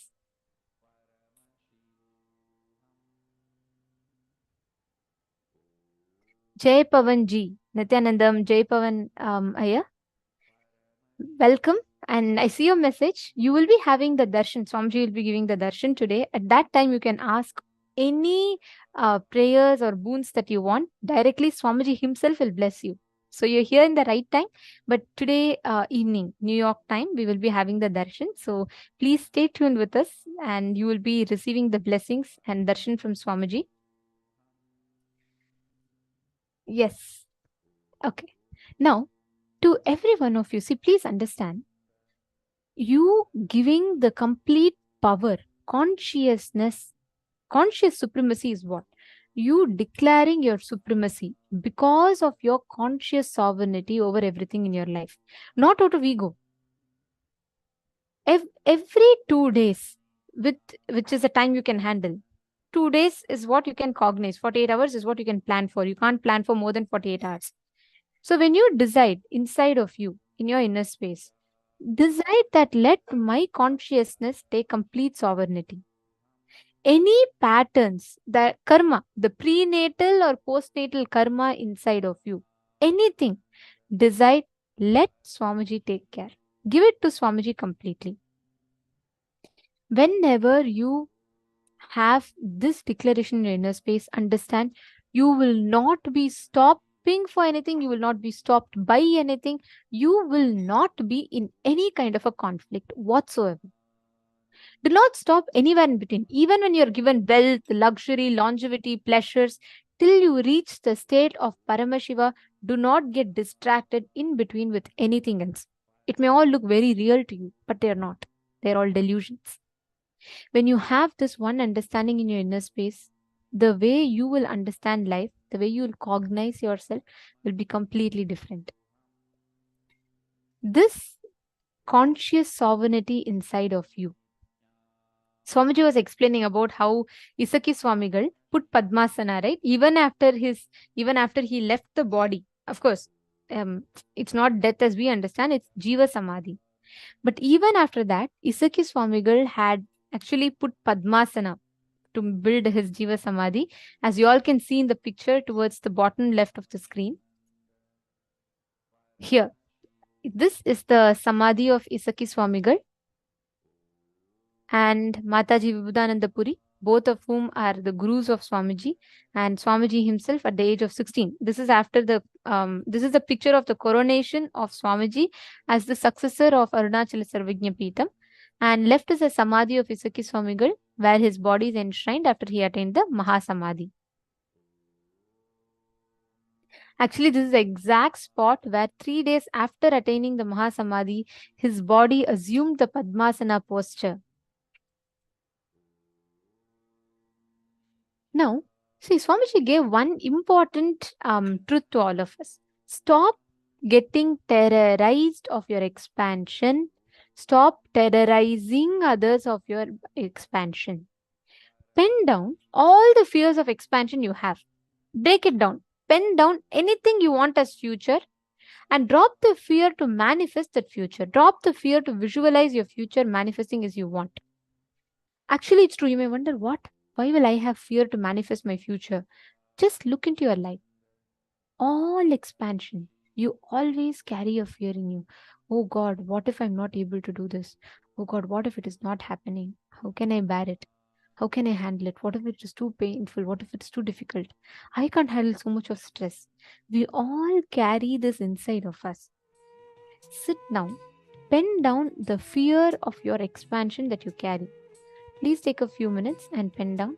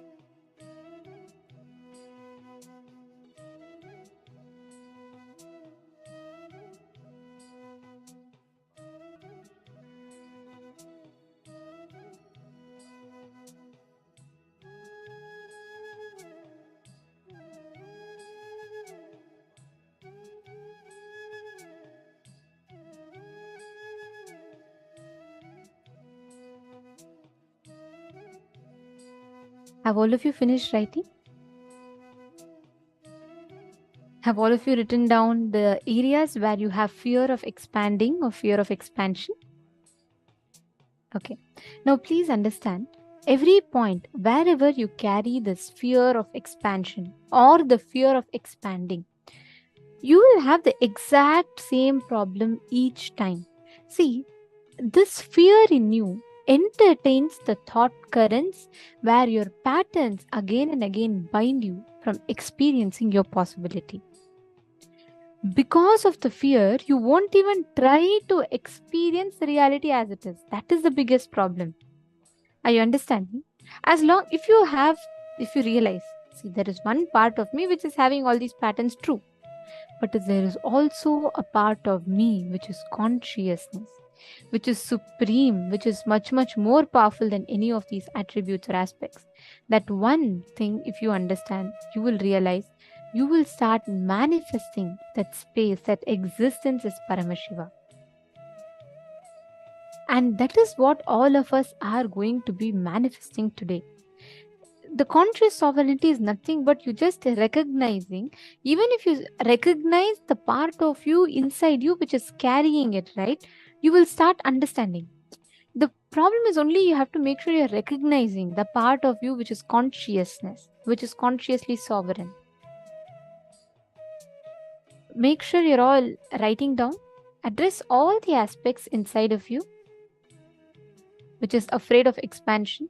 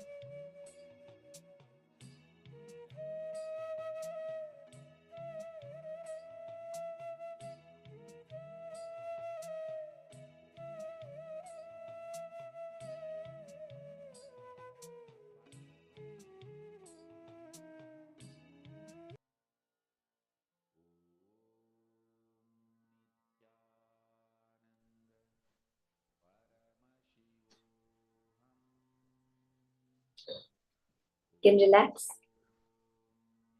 Now we're going to be manifesting further powers, that the power of remote vision, being able to see at a distant place. All of you now, right now, are going to be scanning another place in the world where you are not. Ultimately, when we look at it, all power manifestation is nothing but expansion. Because as Swamiji reveals, all these powers are not some tricks, some magic, some supernatural things. They are your very nature. By their nature, they are superb. What you are doing is nothing but expanding into your cosmic self when you do the power manifestation. As Swamiji says that all the things you do in life, you're only seeking to merge with the cosmic you. That you that you feel within you, you're only doing it to merge with the cosmic you. Even anything that you do, that's the very nature that we are programmed. That you in you, the me in me, is programmed to seek the cosmic me and cannot rest until then. That is what we experientially experience through the power manifestation. The expansion of our inner space, where we are zooming out, we are looking at the larger picture about how we are not actually limited to what we call this physical body, but we are in the present moment, present at every particle of the cosmos. This is what is the multidimensional logic. It's the more you expand, the more subtler details are revealed to you. When you're able to cognize that everything I see as my life is my projection, you get complete control over your biology, the body parts, the sculpting of your body. When you're able to cognize, yes, this entire solar system is me, you're able to understand and have the power over the atomic structure.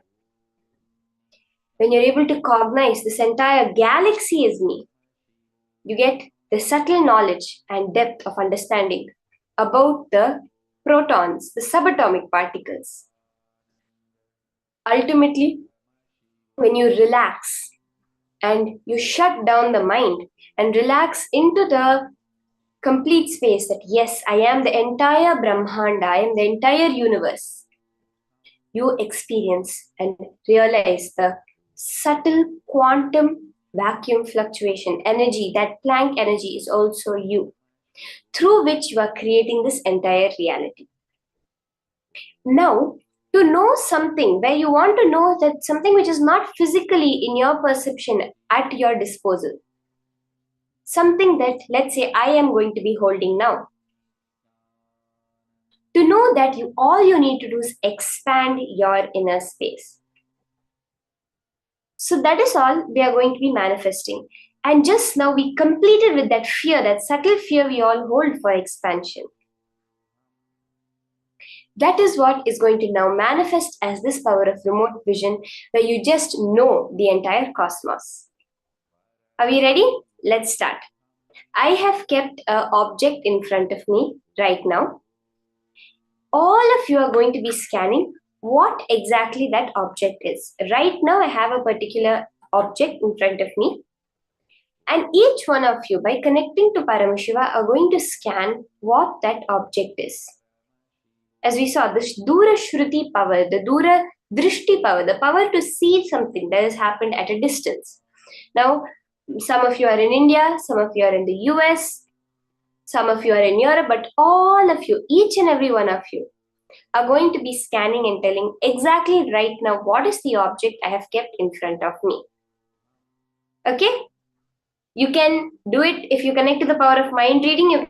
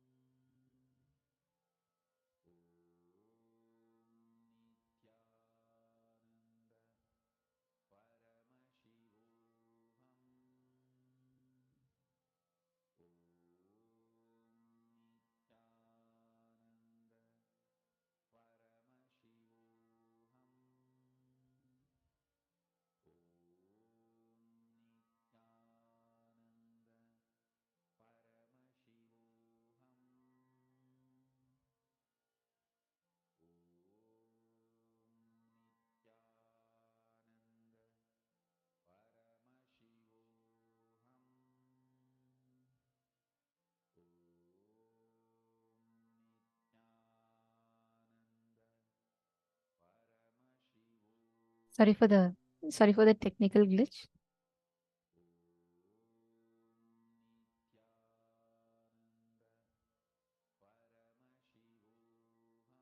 Yes. Looks there was a small the gap where you all lost the audio of Ma Shambhava. So basically, what she was explaining was about the power of being able to see remote distances. Understand? Swamiji explains when you find out that conscious sovereignty in you, right? That effulgence in you, Lingodbhava in you, you start manifesting the ability to see any distance that you want. You start manifesting the ability to connect any remote distances or even the remotest corner of people's minds. See, consciousness is all pervading, it is existing everywhere. As much as you can see me, my skin, and my whole body, same clarity, you will be able to experience consciousness. But it is just that we constantly limit. We are afraid of expanding. We are afraid of going into that unknown. We don't even try to experience that in life. When you connect that consciousness which pervades everything, that same consciousness only is pervading this universe. That same consciousness is only pervading every object, everything that you see. Now, with your one decision, you can manifest this power of being able to scan, identify any place of your choice. You will be able to precisely scan any place. You can connect to any of your friends and ask them to give you any place that they want. You will be able to scan and describe it in complete details. You will be able to see it in full details. Are you all understanding? Can you all now connect to a partner? That partner can give you any place that they want.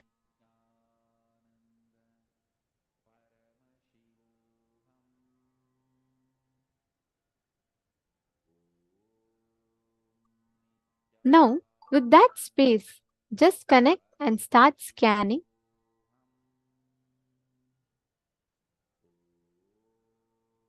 Even they can keep an object that they have. Any object that they have, they can keep. Just sit now with this decision. Intensely decide to manifest as Bhagavan Lingodbhava, that conscious supremacy, the conscious sovereignty.